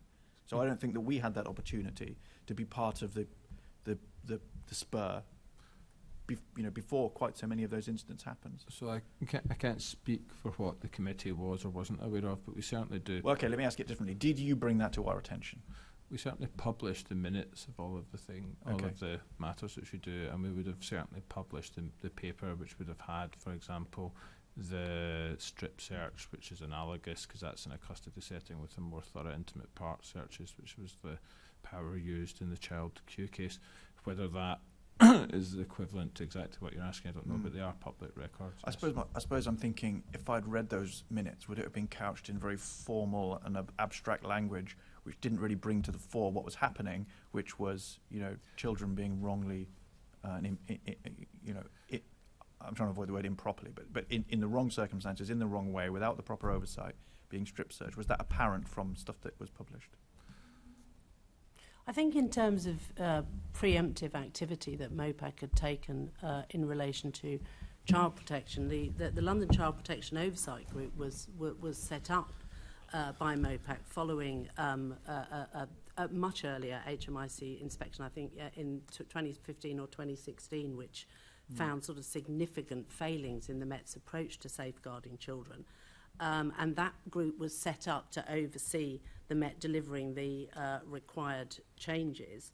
And, you know, in 2021, the Met was found to have made significant improvements, though clearly a case like Child Q shows there is a long way to go.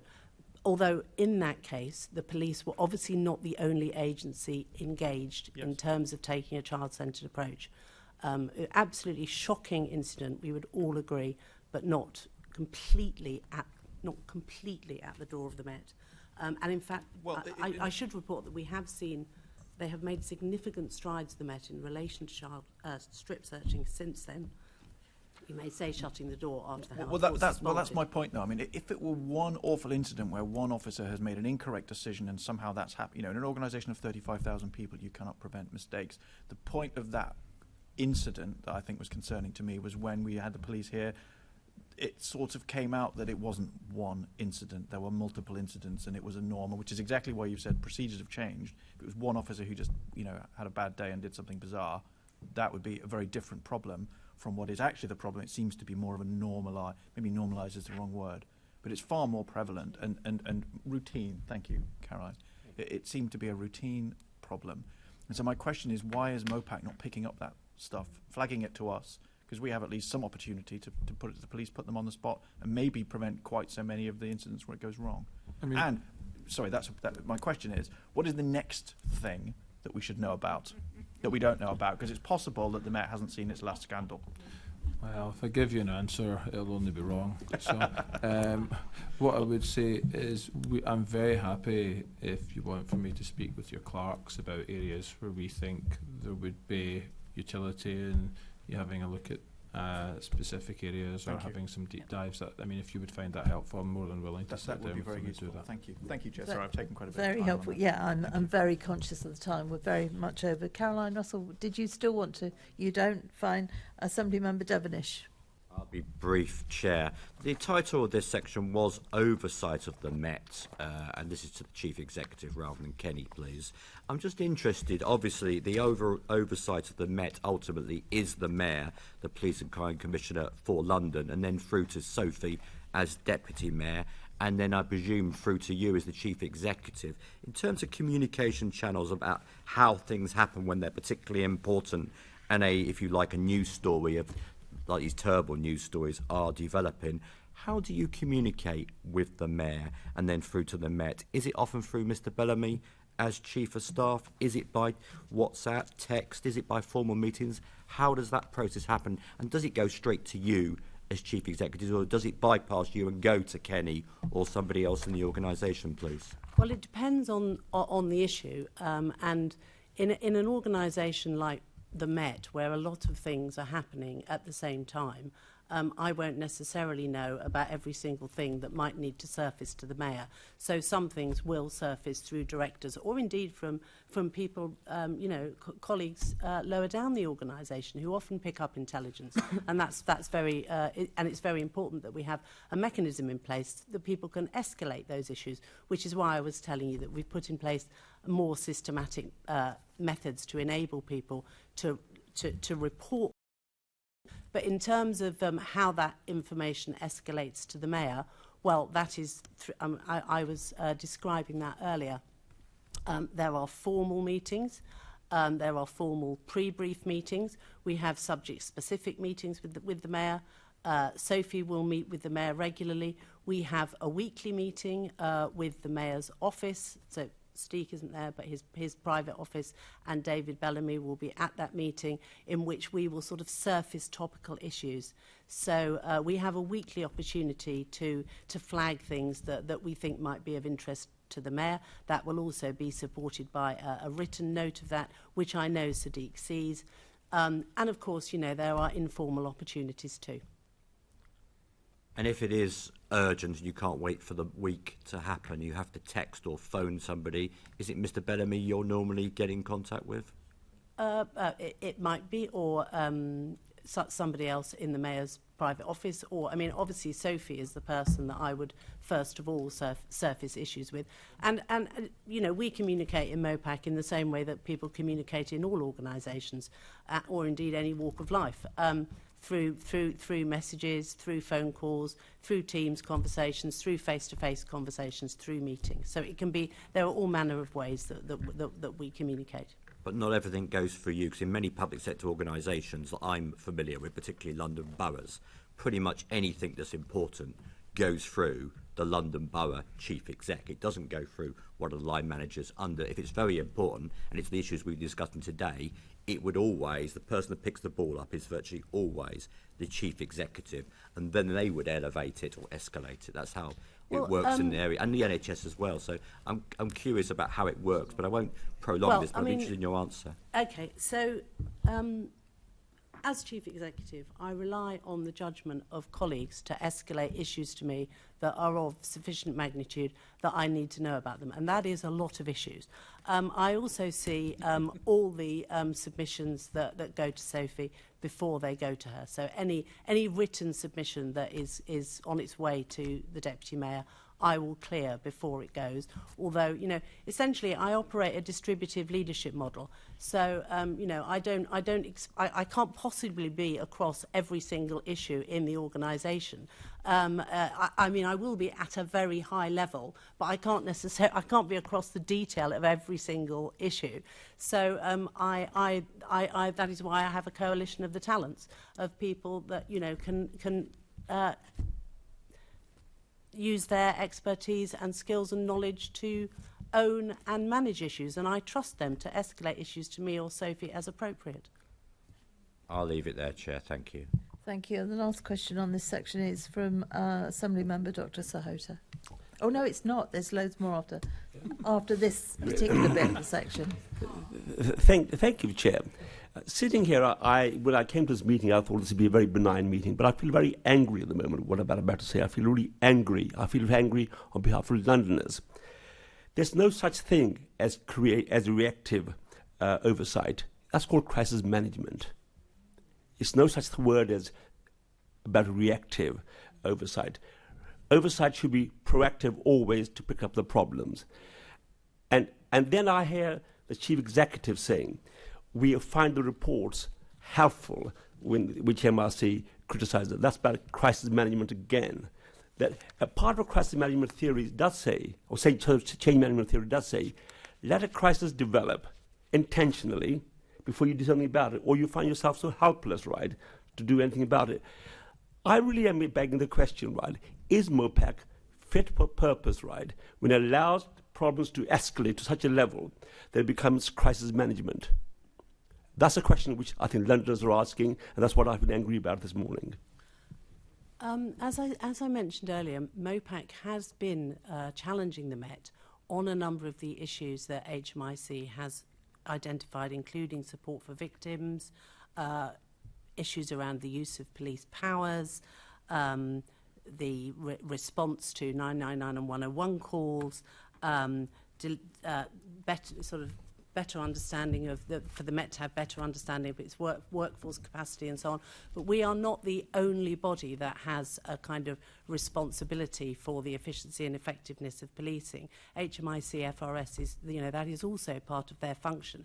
So it's not particularly surprising, and it's certainly not illegitimate that they should have found things that replicate the things that we have been concerned about and have been working on. It doesn't mean that we're not fit for purpose. We are seeking to tackle those issues, and we are working with the Met on them. When I said that it was helpful, that was I think I qualified that by saying that the fact that the HMIC FRS have identified these things provides us with additional leverage in terms of the more support that we can get to tackle those problems and work with the Met to overcome them. So that was all that I was trying to convey. I don't think it's an indication that the organisation is not fit for purpose, because as I was saying earlier, there are a number of examples of where Mopac's proactive and preemptive activity has had very specific results, the gangs violence matrix being one, the child protection oversight group being another. So, I mean, that's what that thing for which you're taking credit has taken you 5 years. We've been raising this question about the metrics for the last 5 years. That's what's happened. I remember my colleague Jeanette Arnold here arguing about the metrics 5 years ago. Thank you. Thank you, Dr. Sahota. I must say, I think very many of us on this committee do share the anger, and it was we felt this anger when the report first came out, and the Deputy Mayor, Sophie Linden, said she wasn't in the least bit surprised. I think we were surprised that she wasn't surprised because, anyway, for reasons that my colleague's gone on. I'm going to move on because we're running very over time. These questions are all absolutely to Ms. Luchford. I'm going to ask you questions now on the Windsor report. I take it you have read the Windsor report, just to make sure. Were you asked to meet with Sir Tom Windsor about the report? The Mayor was asked to meet with Sir Tom Windsor, and he did in August. I know he did after the gist of his report came out. Suddenly, the Mayor's office sprung into action. But I'm actually asking about you. Were you asked to see Sir Tom Windsor? Not initially. When were you asked to see Tom Windsor? He wrote to me in July, personally, I think. And what was your response? Well, my position is indivisible from that of the Mayor, so the issue was for the Mayor to meet with Tom. So he didn't want to meet with you separately?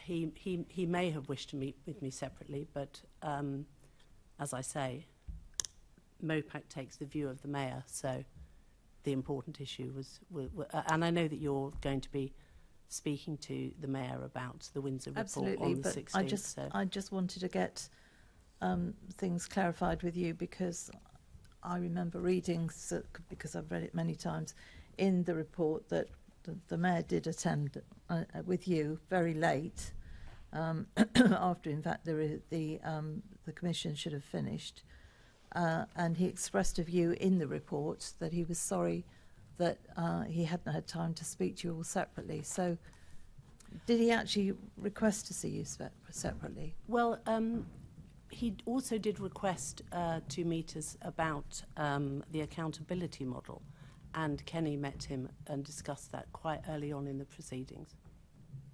Okay. So you met him. Did you speak very much at that particular meeting when you met when you were there? I didn't with the speak at all. It was a meeting between the Mayor and Tom and Sophie and David Bellamy. Okay.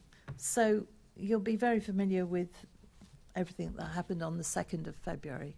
I mean, that was the day that the Mayor met the previous Commissioner, Cressida Dick. And at the end of that meeting, it was agreed that it records the Mayor as stating that he intended to take, the Mayor ultimately stated that they, the Metropolitan Police and Mopac, needed a joint plan, which his team would help the Commissioner's staff to produce, and the two teams would get together as soon as possible. That's on page 23 of the report. Do you recognise that? It is in the report. Yeah. So, and on page 24, it was agreed during the meeting that the Met Police and Mopac would work together on a joint plan for action, communications and engagement, as discussed in the one-to-one meeting. Yep. That is in the report. Yeah. But when you spoke, and I think this was on the 4th of February, when you spoke to the Metropolitan Police, your response was that the plan was for the Metropolitan Police to develop on its own. It was appropriate that the former Commissioner, as head of the Met, formulated her own plan for reform and action, and that the Mayor had time to consider that once it was received. And the time set aside for that, for discussing that report, was the meeting that was planned for 4 o'clock on the 10th of February. So, and the Mayor had detailed feedback to give at that meeting, but as you will be aware, the former Commissioner decided not to attend and Yep. chose to step aside. so the Commissioner was given 2 days to do a report that, from her understanding, Mopac was supposed to be helping with. Well, as I say, it was appropriate that the former Commissioner formulated her own plan of reform and action. But we're both aware that it was considered that Mopac was going to be helping with that. I suggest, as I say, that these are issues that you discuss with the Mayor on the 16th of November. I'm just, you've read the report, you were part of the workings all around it. I'm just saying to you that the Commissioner was under the impression that Mopac, and you're the head of Mopac, was going to be helping with that. And then it was that the plan was for the Met Police to develop on its own.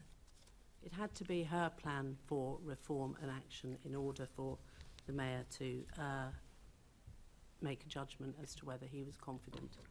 Did you offer assistance at all with that? As I say, it was appropriate that it was the Commissioner's own plan. But so you didn't offer any assistance?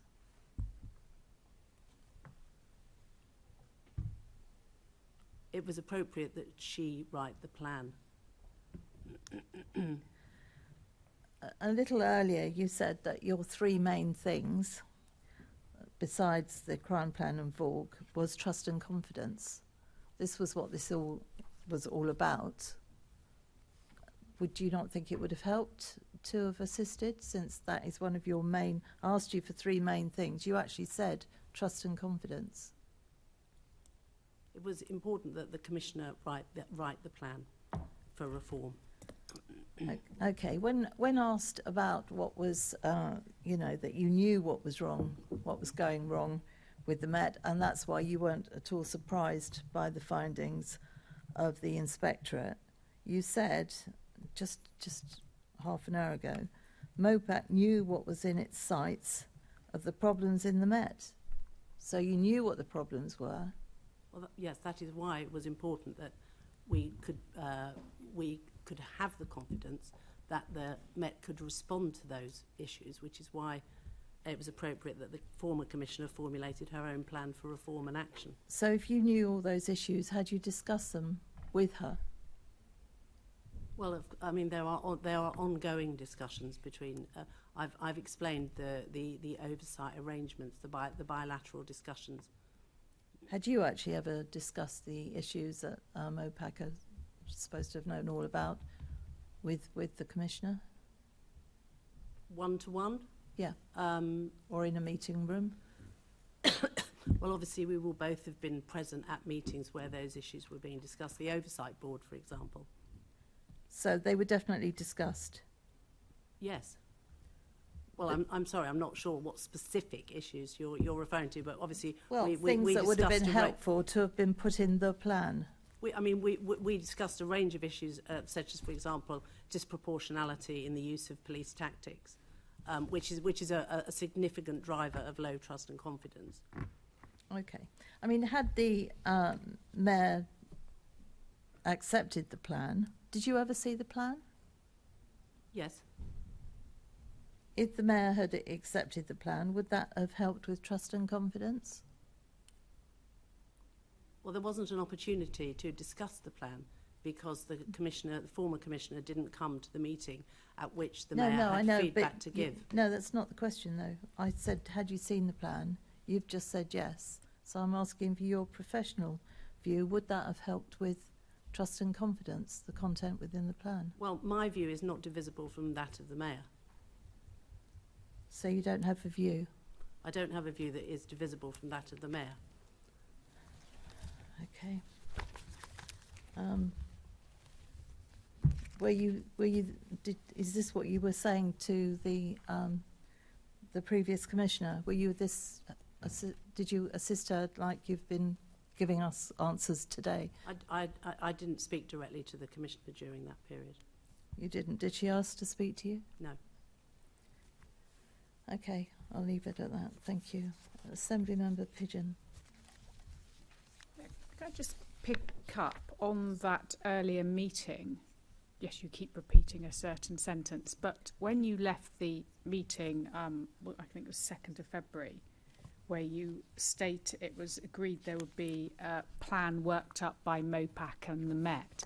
Is that your recollection on that date, as you left that meeting, that Mopac would be working on this plan with the Met? Well, my recollection is formed by the notes of the meeting, which are reflected in the Windsor report. And what do they say?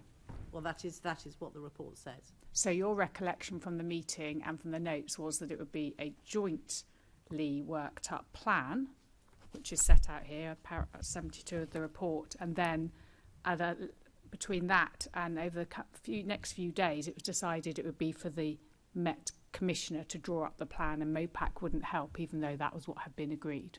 It was appropriate that the Commissioner draw up her own plan. Yeah. Okay. The Mayor's office may have changed their mind on that action that was agreed, because you would have come out of that meeting thinking, I've got to allocate some resource to producing this plan, and then suddenly something changed. Was that a conversation someone had with you? Did the Deputy Mayor ask you not to? To the Mayor's Chief of Staff? As I say, it was appropriate that the Commissioner draw up. That's not what her I'm own asking plan. you. I'm asking you who spoke to you to change that action that you would have had on your list. You know, I carry a notebook when I go to meetings and make a list of all my actions. As a chief exec, you'd have done the same. So who spoke to you? What was said to you that changed that action? I can't explicitly remember. Oh, but somebody did speak to you to change that action so you could cross that off your long list of things to do.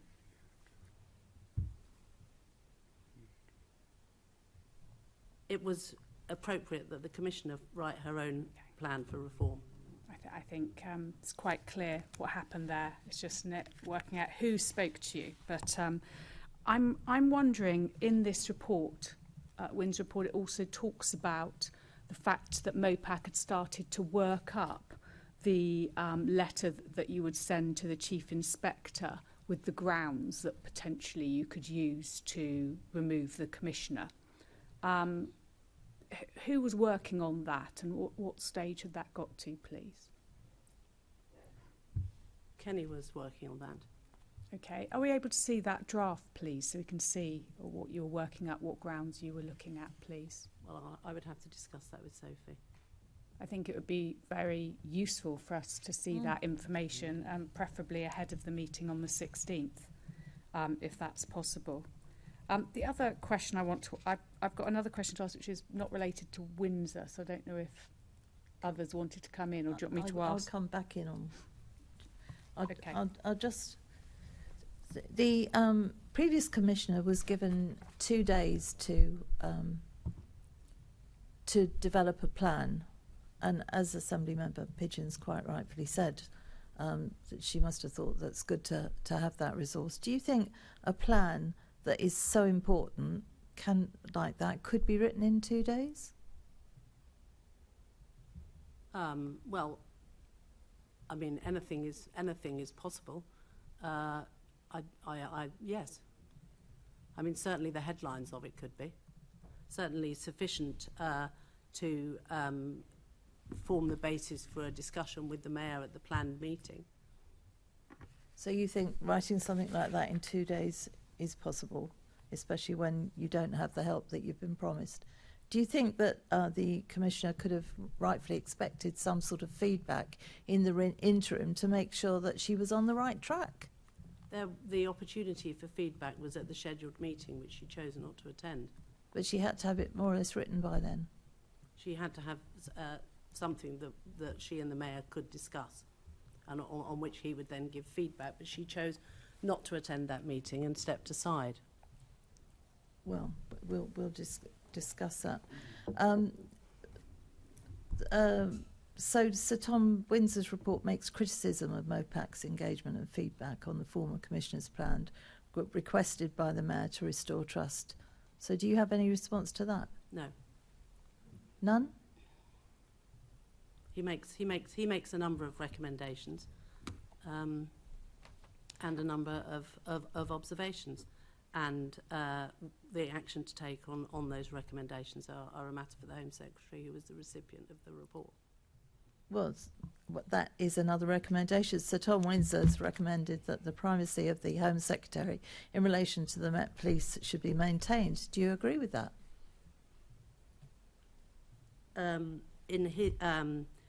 Several of his recommendations are founded on the principle that the Home Secretary has primacy over the Mayor of London for policing accountability in London, and that is not a view that is shared by the Mayor or Mopac. And do you have a personal view? Well, no. Gosh. So from your perspective, are there any lessons that can be learned from the findings presented by Sir Tom Windsor in his report? As I say, the recommendations are for the Home Secretary to decide upon. And in the Mayor's view, the recommendations seek to erode the power of Mopac in favour of the Home Secretary, which would essentially be a removal of democratic accountability from Londoners. So in terms of whether I have a view, my view is the view of the Mayor, because the Mopac takes the view of the Mayor. Right. Okay. I'm sure we'll address this again. Assembly Member Pigeon. Just one other document I would like to see is whether you could provide us with the terms of appointment that you drafted with the new Commissioner, because clearly there were issues with the previous one. I asked the new Commissioner about this when he last came before us and said that you'd been particular to make sure you picked up these problems, because the last, I'll say contract, that's not the right term, last documentation almost referred to the previous Commissioner as an employee of Mopac, which clearly they are not. So I wonder whether you could provide us with more detail on the terms of appointment and details. I'm not sure that I can actually provide you with the terms of the appointment, because obviously that is a private document. But I can tell you that, as you say, it is not a contract. The Commissioner is not an employee of Mopac. But it's a document that sets out his duties and responsibilities, which are also accounted for in legislation, and the things that Mopac will hold him to account for, so having regard to the police and crime plan, for example, attending and facilitating oversight meetings of the types that we've talked about, and complying with his obligation to provide us with certain pieces of data and information. Well, if you could liaise with him and see what he's happy for us to see, if there is anything in there he's happy for us to see, I think it would just be useful. Obviously, I don't expect the financial and all that detail, but just something that just gives us a broad feel for it would be helpful. I wanted to ask you about your EDI objective, which is to iterate and embed new oversight approach of the Met to ensure focus on culture and inclusion as key to trust and confidence. What progress have you made on this, given that trust and confidence is at an all-time low with the Met Police? And perhaps you could also explain a bit more about this EDI action plan. It feels very lightweight. It doesn't feel like it's got the detail to see how you'll review actions following the results, and there's that sort of feedback loop. And also, I haven't got year one here. I'm not sure how you're going to influence your year three. Perhaps maybe some of that you might want to put in writing, but it's an area we're concerned about. Can I just interrupt, because I can see they're going, and I'd like to say welcome, and before you go, to the school council from Maze Park Primary School in Ilford. Hello, all of you. There. Thank you for coming to listen to us for a little while. We love to see you all. Thank you. Thank you. Didn't know they were there, so that's... So, Caroline, I'm sorry that you're disappointed in the EDI action plan, because is something I actually feel very proud of. And I would like to talk to you about the work we've done on EDI and Mopac. But I'll just ask Kenny to pick up the EDI oversight point with the Met. Thanks. So just very briefly, 3 ways in particular I would say we've looked at EDI with the Met. So when we get our statistical our data returns from the Met on performance, we look at each of them in terms of the protected characteristics as well. So if you look at number of homicides, we see if certain groups are disproportionately affected. If you look at knife crime, if you look at trust and confidence is actually no longer at historic lows. It's rebounded in the last quarter a little bit, so it was at historic lows the previous quarter. It's still very low. Oh, it's still, half of Londoners pretty much don't have confidence in the Met Police. That's not a good place to be. I was making merely a factual point rather than a wider point. Then the second thing about oversight is we have oversight of the Met's Stride action plan, which is their strategy for inclusion, diversity and equality. We have a member of my team who sits on the working group there and who actively feeds into all of that. And then finally on diversity and inclusion, we obviously have we pay through the Mayor's action plan for community-led training in subjects like stop and search, where from some of those communities who are the most affected by these powers can actually go off and train, help with the training for officers who are going to be undertaking that, help officers achieve cultural competence for what goes on in their area. And there's lots more I could talk about in terms of recruitment, etc. But I think just in terms of oversight in particular and how we look at that, those would be the 3 areas that I would highlight at the moment. I think that's a big change from even sort of 2 or 3 years ago in terms of how we're doing that.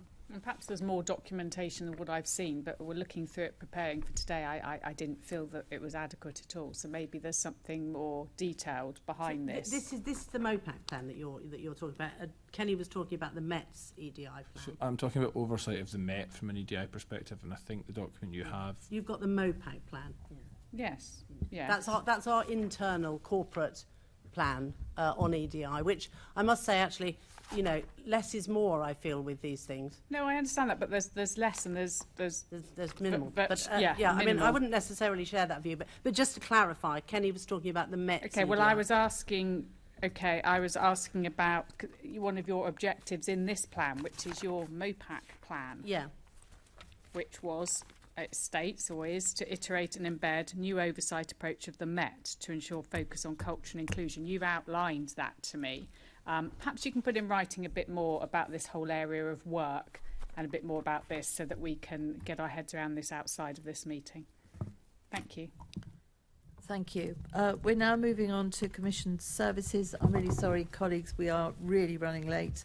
So if we can pick up speed. It's first questions taken by Assembly Member Mayama. Thank you, Chair. My question is to you, Diana, and that is, how is Mopac monitoring and evaluating the impact of its commissioning budget? All of Mopac's commission services and grant programmes are designed to specifically respond to need and to deliver against our objectives in the police and crime plan and the VORG strategy. And all services and grant programmes have a defined evaluation approach. And those evaluations are undertaken by Mopac's E&I department, which I've touched on before, or some are commissioned to external agencies and some are commissioned to the providers themselves. So most of them take the form of a midpoint assessment so that we can keep track as we're going along, because obviously if we are continuing to fund a particular service, it's very welcome to find out how it is performing during the period of that funding, and then there will be a final evaluation, then there will be a final report which will be published on Mopac's website. Okay. And so the majority of your funding for services goes directly to boroughs in the form of the London Crime Prevention Fund. So how do you calculate the funding level for each borough? How do you make sure that there's either an equal share of the funding pots, or, you know, that slightly more difficult but targeted approach of where there is the highest risk, but equally the whole of London needs projects? So I'm just going to ask Will on this. There is a formula. Yeah, there is a formula, but just to say, LCPF funding to boroughs is about a seventh of Mopac's total commissioning spend. So it's not true to say that it's the majority of it. It's actually the minority of it, because of all those other pots that I outlined earlier to Assembly Member Garrett. There's a lot more in there. The So funding just quickly formula on that, when you were responding to Assembly Member Garrett, you said that much of that funding was hypothecated to different things. correct. So this is your discretionary spend, Some of it. right? And so the only reason I ask is because this will be the thing that's, if you like, the headline projects that you have and that people might be aware of. Or am I misunderstanding that? Yeah, no, I wouldn't necessarily agree with that. So LCPF funds about 120 different projects. So if you think about a total spend of about just over 11 million, those projects tend to be quite small. Also, Mopac's funding tends to be a small portion of what we hope is then match funded by boroughs, either themselves or by other organisations. That's the sort of beauty of the London Crime Prevention Fund. There is a formula. It's the same formula that I think when the committee made some recommendations before my time, the formula was published and shared with the committee. It's the same formula. It's been in place for a number of years. The Deputy Mayor recently took a decision to keep those borough allocations under the same formula for the next few years so that boroughs know exactly what they're going to get. Yeah. And so those small organisations that are recipients of the funding, I suppose one of the issues is that there might be other organisations beyond the ones that are funded by Mopac who do really good work. And we know that kind of when Mopac indicates that it wants to fund a project, it might be that other organisations think that is the place to put their money as opposed to into another initiative. And so how are you ensuring that there is value for money in the way that you spend the funds that you have and can demonstrate outcomes rather than Okay, outputs? there's quite a lot there, Sam. So I think we need to maybe separate out LCPF, so the London Crime Prevention Fund, and the funding that we give to boroughs to the wider services that Mopac specifically commission. So the money that goes to boroughs, boroughs choose which projects they want to fund, and they come to us and they say, these are the projects that we'd like to fund, please, Mopac, and here's why. And they can range from ASB neighbourhood, business crime, child sexual abuse, crime prevention, domestic abuse, extremism, female offending, gang crime, harmful practices, hate crime, offender management. The reason I list all of these, prostitution, substance misuse, victim care, youth crime, is because there's such a wide range of services. Trying to undertake an exercise that would weigh up the relative merits and relative value for money of 120 projects over that many categories for that small an amount of money probably wouldn't be a good use of public time. Instead, what we want to tell is a story about the impact that's having, and each borough has its own approach for describing that impact. You know, we want to empower boroughs to do that, so that's how we work in LCPF. That's different to all of the other services that I listed out earlier. And I mean, just to give you a flavour of the number of things I read out, I counted it up actually, it was over 60 things. And one of the things I read out, which was the Vaughan Grassroots Fund, just to use a random example, that in itself has 60 organisations. So as I say, is we need an approach that tries to, when we're thinking of things like value for money or impact, we need to understand there's an enormous range of services out there. Some will have outcomes that are quite causal. Some will have outcomes that are really, you know, we're essentially having something called a theory of change, which will say, we believe for the following evidence or for the following reasons that the activity we are undertaking through this commission programme will impact the outcome we want for Londoners. If you're thinking about some of the big ones, like, say, reoffending, you know, whilst we've got things like London Gang Exit, we can kind of show that because we can compare different cohorts. If we think about other things where there'll be loads of factors going on in a person's life and we're supporting with one aspect of that, it's much harder. So that's why we rely on that theory of change and that evidence base. So it's quite a long answer. I hope that was helpful. No, it was helpful. It's just your point about the theories of change that different organisations might have in itself raises questions about how you're then having some objective measure of whether or not, even if you are through boroughs spending the money, whether it's being spent effectively, because how do you measure different people's... I don't know if that makes... Sure. Yeah, I feel no, like that no, does it make does. sense, but it's it just... does. So let's talk about those. Let's talk about those boroughs. So each borough will identify. So let's just go back a step maybe and think about when Mopac thinks about commissioning. What we're thinking of doing is we're looking at the need that we perceive in a particular area. We're thinking about the resources we have, and we're saying, well, how can we best apply those resources to that need to deliver the outcomes in the police and crime plan? So with something big like our biggest service, which is the London Victim and Witness Service, where we're thinking about helping victims in London, all of them, cope and recover from their victimisation, you know, that's quite a macro exercise, and that's clearly quite a big thing. When an individual borough is thinking, well, what we'd like to do is pilot a programme, say one of those categories on ASB. There are 15 projects, so 15 different boroughs have decided ASB is something they'd like to spend a proportion of their money on. You know, it'll be lesser, won't it? It'll be less easy for us to develop. You know, it'll be less easy for. It won't be as causal to ASB because it's quite a small amount of money. It'll be in a small area. So the borough. So what we do with LCPF is we sort of make an assessment. Does it sound plausible? Does it sound like what is being proposed here is going to lead to that change, and why? So is there some evidence base? You know, is it the copy of a scheme that was in Camden or in New South Wales in Australia? You know, those are two real examples. And there is a judgment to this stuff, particularly if you're talking about preventing something happening. We can never really know if it was the activities that we commissioned or delivered that led to that thing not happening. So again, sorry, it's a long answer, but it's actually it's a really complex thing to try and get your head around. It's why we spend a lot of money in evaluation and evidence bases as a public sector. Okay. And then, so I guess to follow on from that then, around that commissioning, what improvements have you made or have been made to the delivery of your co-commissioning fund? So the co-commissioning fund was obviously an initiative that happened back in 2018, and the idea of the co-commissioning fund was to address gaps in provision and drive innovation, and trying to do that with partners. So that the in co-commissioning is about co-understanding need.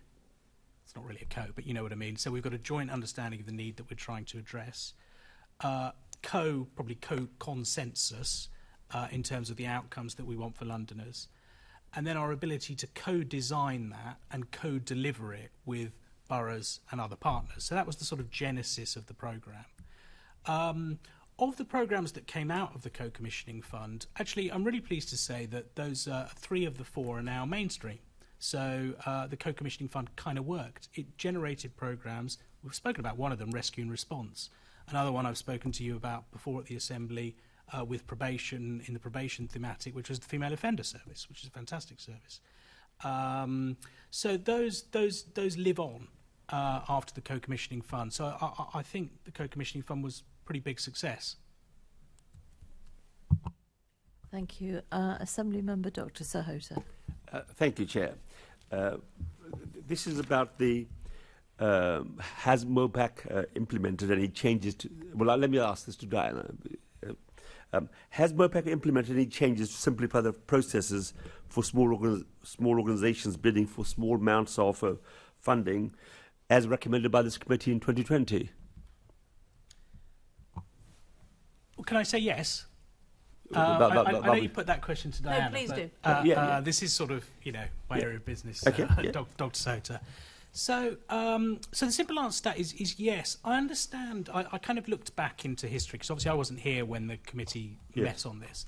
I think that there seems to have been a lot of disquiet about a particular kind of online system that was used at the time. I'm happy to tell the committee we do not use that anymore. Mm-hmm. But a really good example, and maybe I really encourage you to look at it actually, is something called the Vaughan Grassroots Fund. I think it's an absolute exemplar, genuinely, in my career. I think it's one of the best things I've seen as to how to do this with small organisations. So the first thing is, not all of Mopac's expenditure, so not all of the things, those hundreds of services I discussed earlier, are appropriate to give to small providers. You know, there are times, for example, you want a London-wide victim and witness service where it's more appropriate to let that to one provider. You want an integrated system to help victims in London. There are times when we want to target particular groups, and consortia might be more appropriate, or a range of providers. And there are times when we want very small organisations to do things. So in terms of very small organisations, a brilliant example of what you just said and the changes Mopac have made is something called the Vaughan Grassroots Fund. Mm-hmm. So we worked with the sector itself. So from the very beginnings of the fund, the sector were involved in designing it, designing the process and how they apply, designing the forms, designing the outcomes that we were seeking, designing the way they were going to report back to Mopac about their impact. And we had a fund manager was selected to help us do this, because, again, that's what the sector wanted. Mm-hmm. So over 60 individual, very small organisations that are working with some very minoritised people in London around violence against women and girls have received this funding. And I'm really pleased to tell you, Doctor, that the feedback from the sector is fantastic. So I think we've made not just real strides, but where it's appropriate to do so, we're being more active. So we're saying we want to make this as easy as possible. We want to design it with you. So it would follow then, Will, from what you said, that sometimes Mopac opens bids up with very short time frames. So has this helped addressing those concerns? Yeah. So I mean, we really try very hard not to do that. And certainly in my time here, we've been able to make budget decisions and commissioning decisions at appropriate points in the year. Whereas I think in the past, you know, if you get money towards the end of the year, people think, oh my God, we've got to do a 1 month process. You know, it doesn't need to work like that, and it doesn't anymore.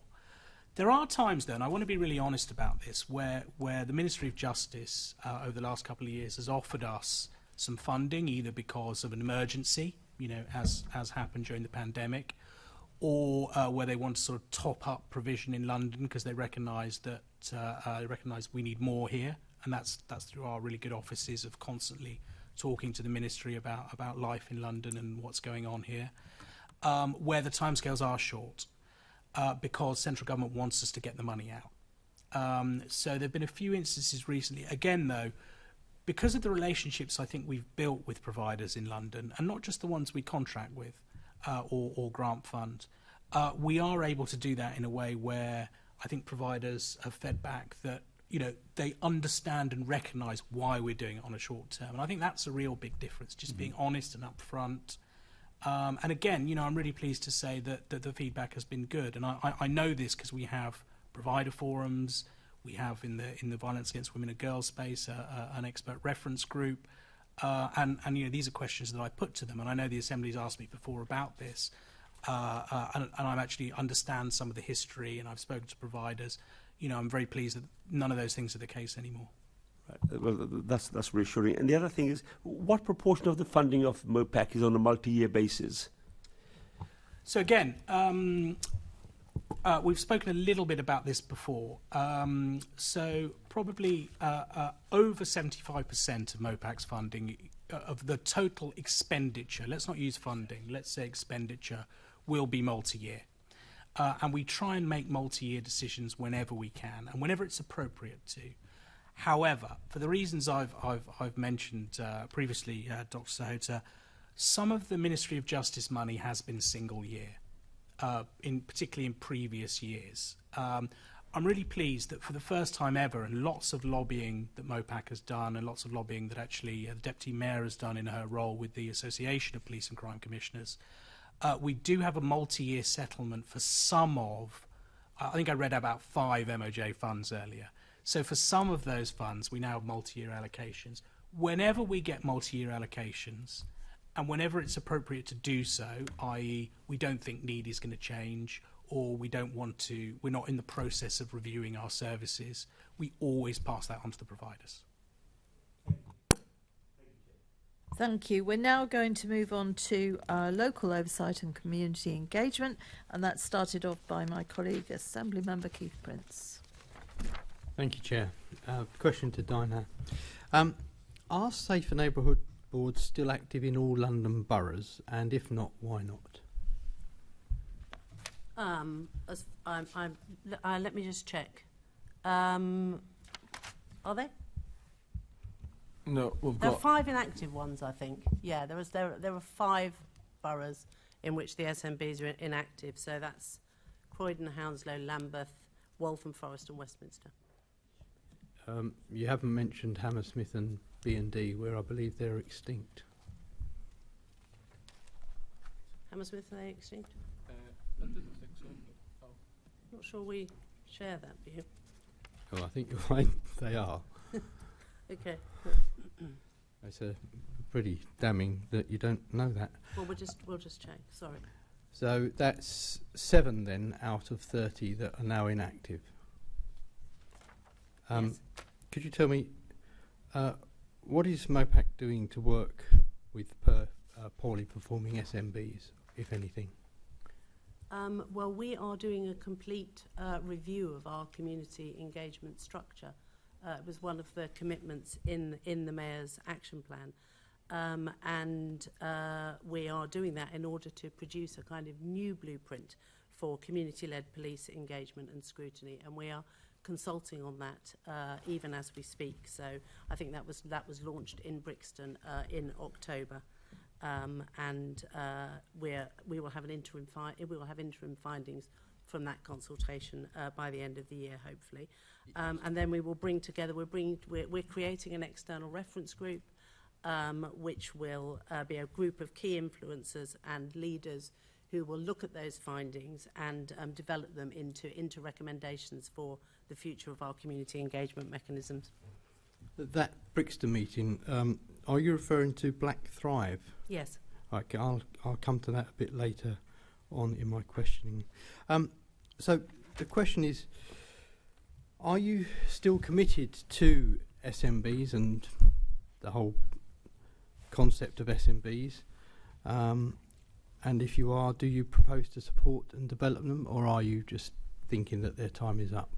We're absolutely committed to the principle of community engagement, but some of what we heard from communities during the consultation on the Mayor's action plan was that they wanted to see a community-led scrutiny engagement framework that was more representative of the people in London who are most likely to experience interactions with the police, and particularly black Londoners, and that they saw that as a critical part of rebuilding trust and confidence, that we were better engaging black communities in the community engagement structure.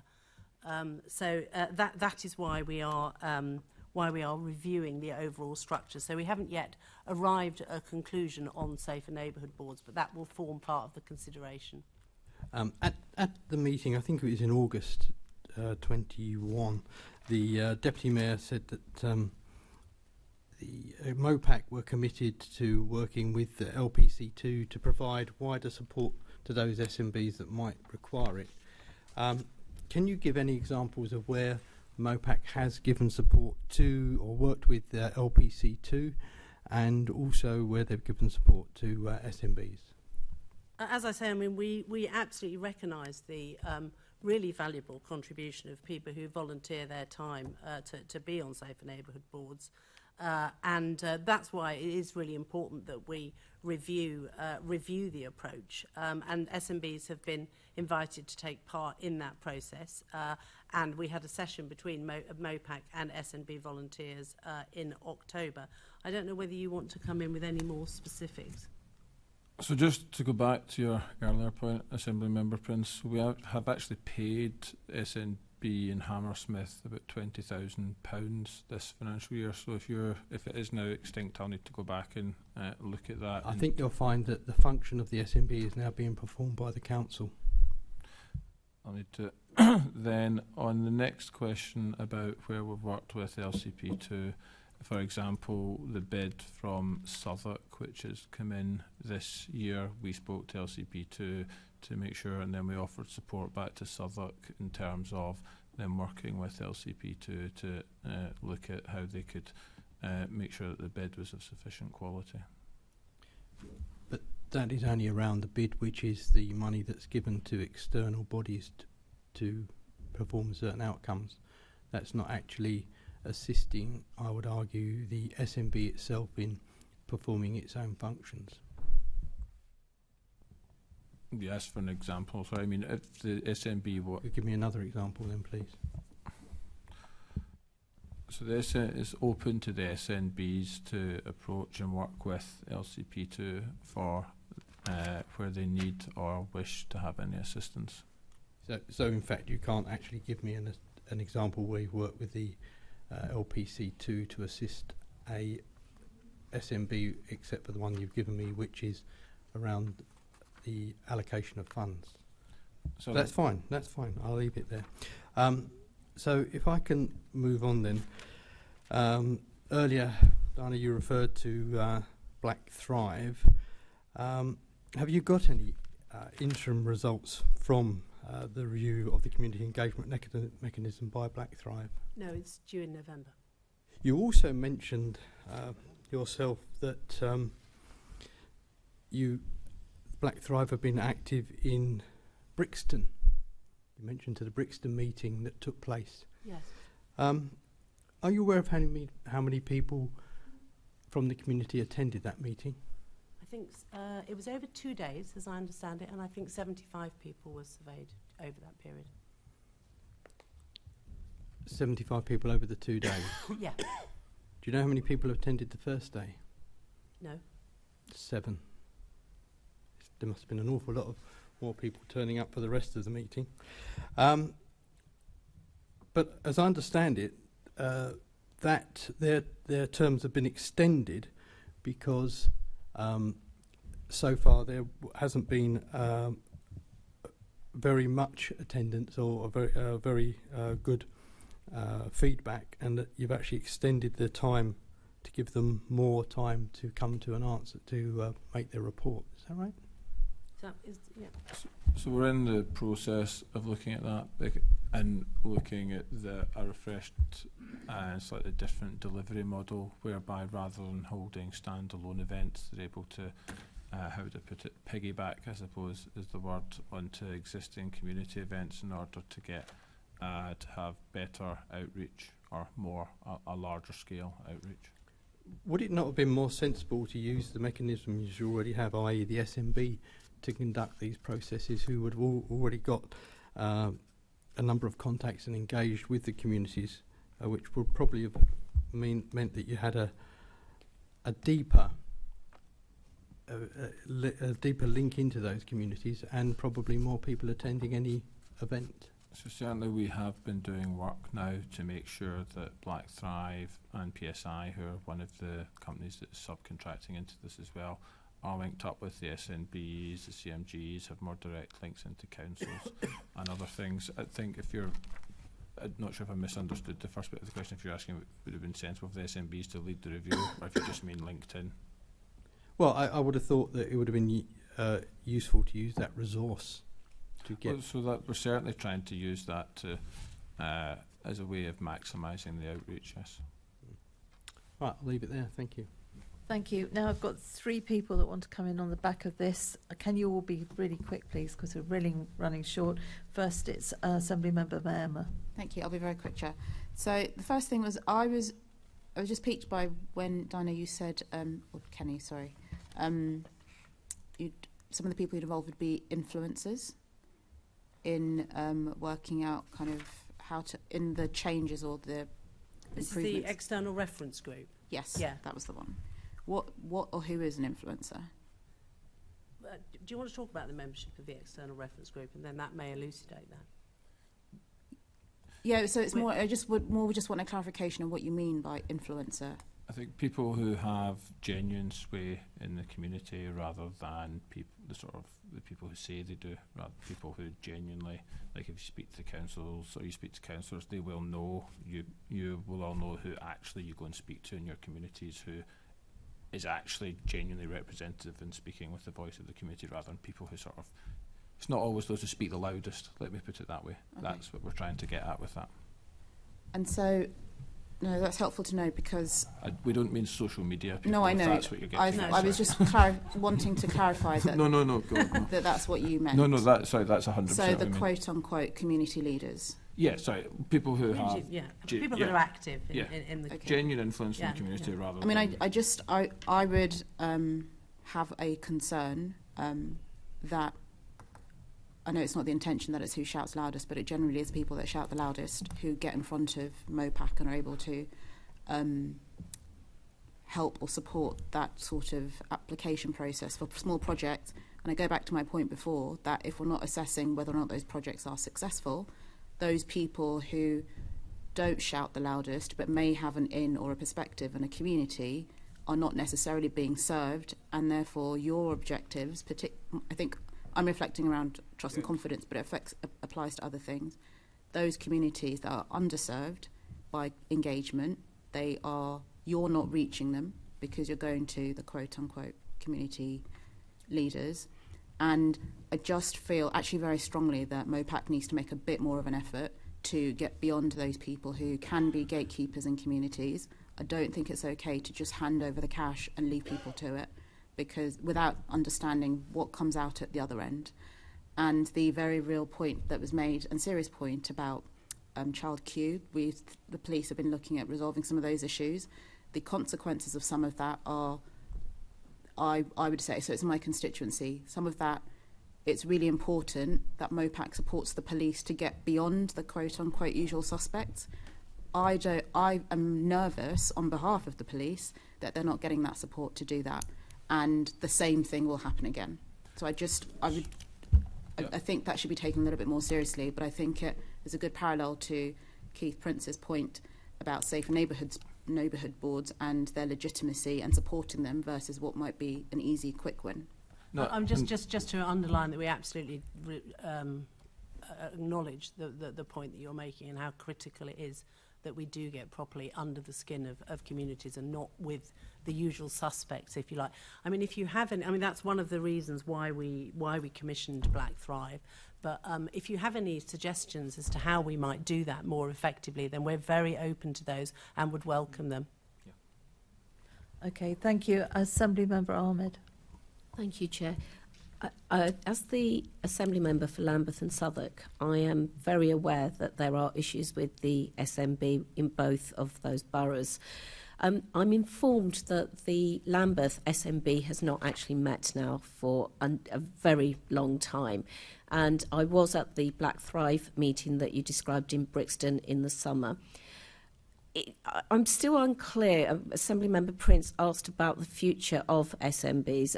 I mean, are we looking now to replace them? And if that is the case, certainly with a borough like Lambeth, where there was no meeting for a very long time, there seems to have been a vacuum. And I'd like to know what you were doing during that time to fill that vacuum. And I can't believe that Lambeth is the only borough that was in that situation.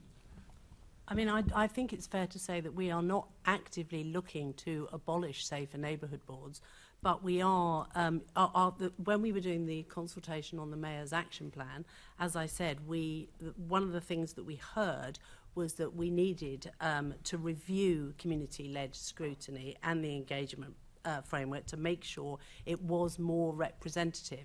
And so that is why we're conducting this review. Now, it may be that SAFE and SNBs, turn out to be a model that we want to augment or replicate or maintain or alter. But that is why we are doing the consultation. And there's one of the things which would be good to come out of this is there's different ways and different models on which you can manage these things. So, for example, we manage the ICV scheme in-house. It's a statutory scheme that's required by the government, but it is managed by us as a PCC's office.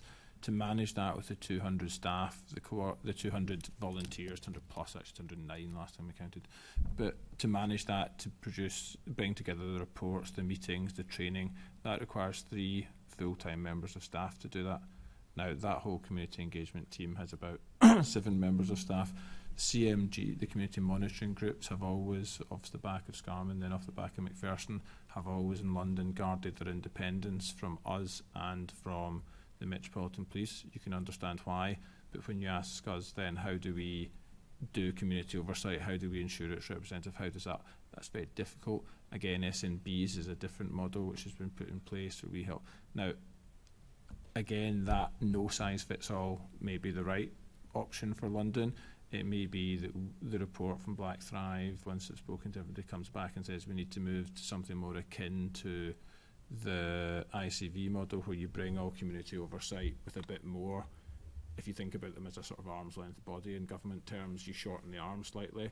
It may be they say that actually the ICV scheme's the wrong scheme. And so I don't know, but I think when you go to the support function of this and you go to how do this, it's never quite as straightforward as just saying it's X or Y, because there's different models which have sprung up slightly incoherently, in all honesty, because of different statutory obligations, different initiatives from people.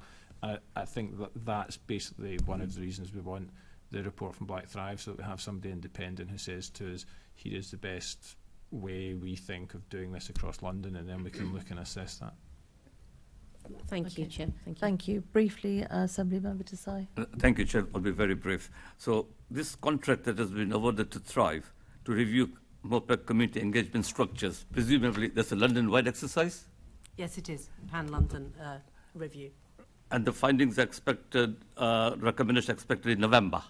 An interim report with Interim some report. early findings Yeah, are expected in November. So what work have they done in East London? In East London, By which I mean Tower Hamlets, Newham, Barking and Dagenham. they've got a programme of engagement. No, haven't they? yeah. What can you tell me who they've consulted in East London? What meetings have they had? Briefly. If any. So they're just about to produce a revised timeline on all of that. At the moment, You're not answering my question. What work have they done so far in East London? Just so say yes or no. So as of this moment, they've had to postpone a couple of engagements. In No, that area. I'm asking about East London. Yeah, I've just said that Where? none at the moment. They've had to postpone those just now. That'll be In coming. East London, they postponed some meetings. Yeah. Where? In Hackney. No, Hackney. I'm asking you about my part of East London. Okay, sorry. So I represent the biggest constituency in this building. So with major policing issues. So there hasn't been to date. So you've done none. And what's the value of this contract? Off the top of my head, I can't quite give you that. I think it's roughly £100,000. If they can't engage with major communities, then how do you expect them to produce a report on how the mayor should engage with Londoners? I rest my case. Thank you. Thank you. That doesn't sound good at all, does it? Can we take that away? And I tell you what, can you take it away and then write to us about it? Because obviously there is major concern, and I'm sure you'll want to tell us more. Well, yeah. Okay, but I think that's something we need to pick up again. Very small comment now from Assembly Member Prince. Sorry, thank you, Chair. Very quickly, could we have the terms of reference for Black Thrive, please? And could we have a detailed plan of when and where they're planning, or where they're going, what engagement they're doing, and so on and so forth? Yeah, that was my intention when I lovely. asked if we could take that Thank away you. to check the East London engagement. Okay, and now we're going over to Assembly Member Pigeon. Yeah, just to clarify, I think you might have answered my question, Kenny, because I'm very interested in independent custody visitors. As you may know, I've asked many questions on this in the past. Did you say you've now got 3 full-time staff? Yeah, we have somebody who manages them, so I would say probably works about 80% of their time in that, and then 2 people who manage it. Yeah. So, okay, so 2.8, if you like. And what are you doing to much more actively engage and listen to feedback from the ICVs, including whether it's the reliability of the software that they're being asked to use, when they raise concerns, making sure they're addressed? So it's much easier now that we've gone back to face-to-face meetings, if I'm honest with you. So we have training sessions where obviously we can speak to them. We have other sessions where we get them together in order to bring their feedback. We're going out on visits. I was out on a visit with them on the Sunday night of Notting Hill to look at how they operated in that. And I have to say, one of the best things about just going out with the people is you maybe get some of the stuff that you wouldn't probably get if you're actually, and I don't tell them, oh, by the way, I'm the strategy director who oversees all of this. I just say, I want to member of the public is interested to see how this works. And you do pick up bits and pieces. I mean, if I'm honest with you, the main complaint which I've heard from people around it isn't around our engagement with them in that, it's around having their expenses paid in a timely fashion. and that's something which we now have a slightly different process, which is hopefully working more effectively for them. But yeah, and we had 209 at March, and we count them sort of once a year. We have a rolling programme of recruitment, but we tend to have another big push around the end of the calendar year when we'll try and renew them. Good. Well, I think it's a really important area of volunteering, so thank you. Okay, we're into the last section. I'm going to not ask some questions. Perhaps I will ask if we can write to you for you to answer some of them. But some of them I will. Diana, this is to you. Why does the Police and Crime Plan not mention the majority of Mopac boards, including the London Crime Reduction Board and the London Criminal Justice Board? It doesn't. I'd like to just check whether it does, because obviously those are our key governance board in terms of where we bring our partners together. Well, that's right. That's why I'm asking, because we've had a look into it and cannot find them. So then, really, you're saying they should be in there? Well, I'm absolutely acknowledging that those are our key partnership boards.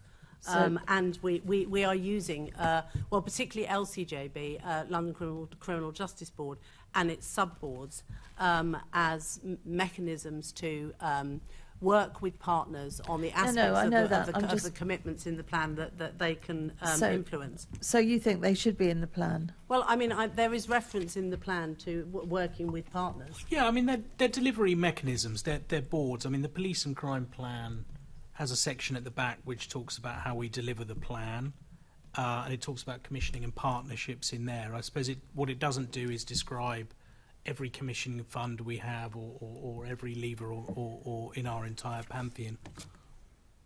Do you think it should?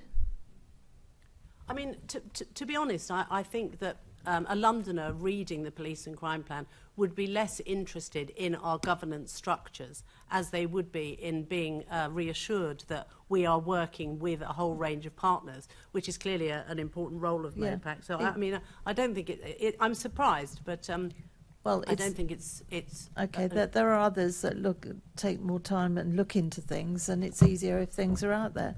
So, what would you say, Diana? What's your assessment of Mopac's level of transparency? I think that we publish a great deal of information on our website. And obviously, as I said, we have increased the amount of information that we're putting out through our data dashboards. That was one of the commitments that we made in the Mayor's Action Plan, especially around disproportionality. So there is, and I don't know whether you've had an opportunity to look at those, but the information is presented in a much more accessible way now. So I'm hopeful that any Londoner that is interested in the progress that we are making would find that accessible. So, as I say, we do publish a lot of information on the website. It does need some updating, as you identified earlier. Well, yes. Most of Mopac's partnership boards' web pages are not kept up to date with memberships, agendas, minutes and terms of reference. So you may be aware that there's been a significant programme of work underway on the london.gov.uk website, which hosts the Mopac website. And in fact, that was relaunched only over the weekend. And because of that, the kind of discovery work and then the beta work that was going on that hosting website, it wasn't actually possible for us to update our pages. But now that the new site has gone live, we are making a point of prioritising that, because I agree that it is important, and indeed we talked about it internally only the other day. When did it go live? Monday. Right, okay, so when are you going to make sure that that's all up and transparent for us to look at? So there's a lot of information that needs to be uploaded. So what I was talking to the team about, what they should prioritise, and I'm particularly keen for them to prioritise the new LCJB sub-board structure, because at the moment the boards that are shown on there include things like modern slavery and serious organised crime and so on, which do not feature in. I mean, the issues may feature, but the boards themselves do not feature in the new structure. So I think it's important that that reflects the most up-to-date position. So that was one of the things that I asked them to prioritise. Also, I observed that the VORG board hasn't had no minutes since 2016, which is a significant gap. So it's really important that that is rectified, and that is another of the things that I've asked the team to focus on. I genuinely do acknowledge the importance of this, because our website plays a really important part in helping to raise awareness of the role of Mopac and the impact of the work that we do. It's our kind of outward-facing platform. Yeah. So it's really, really important that we get this right, and I can guarantee that we are prioritising that.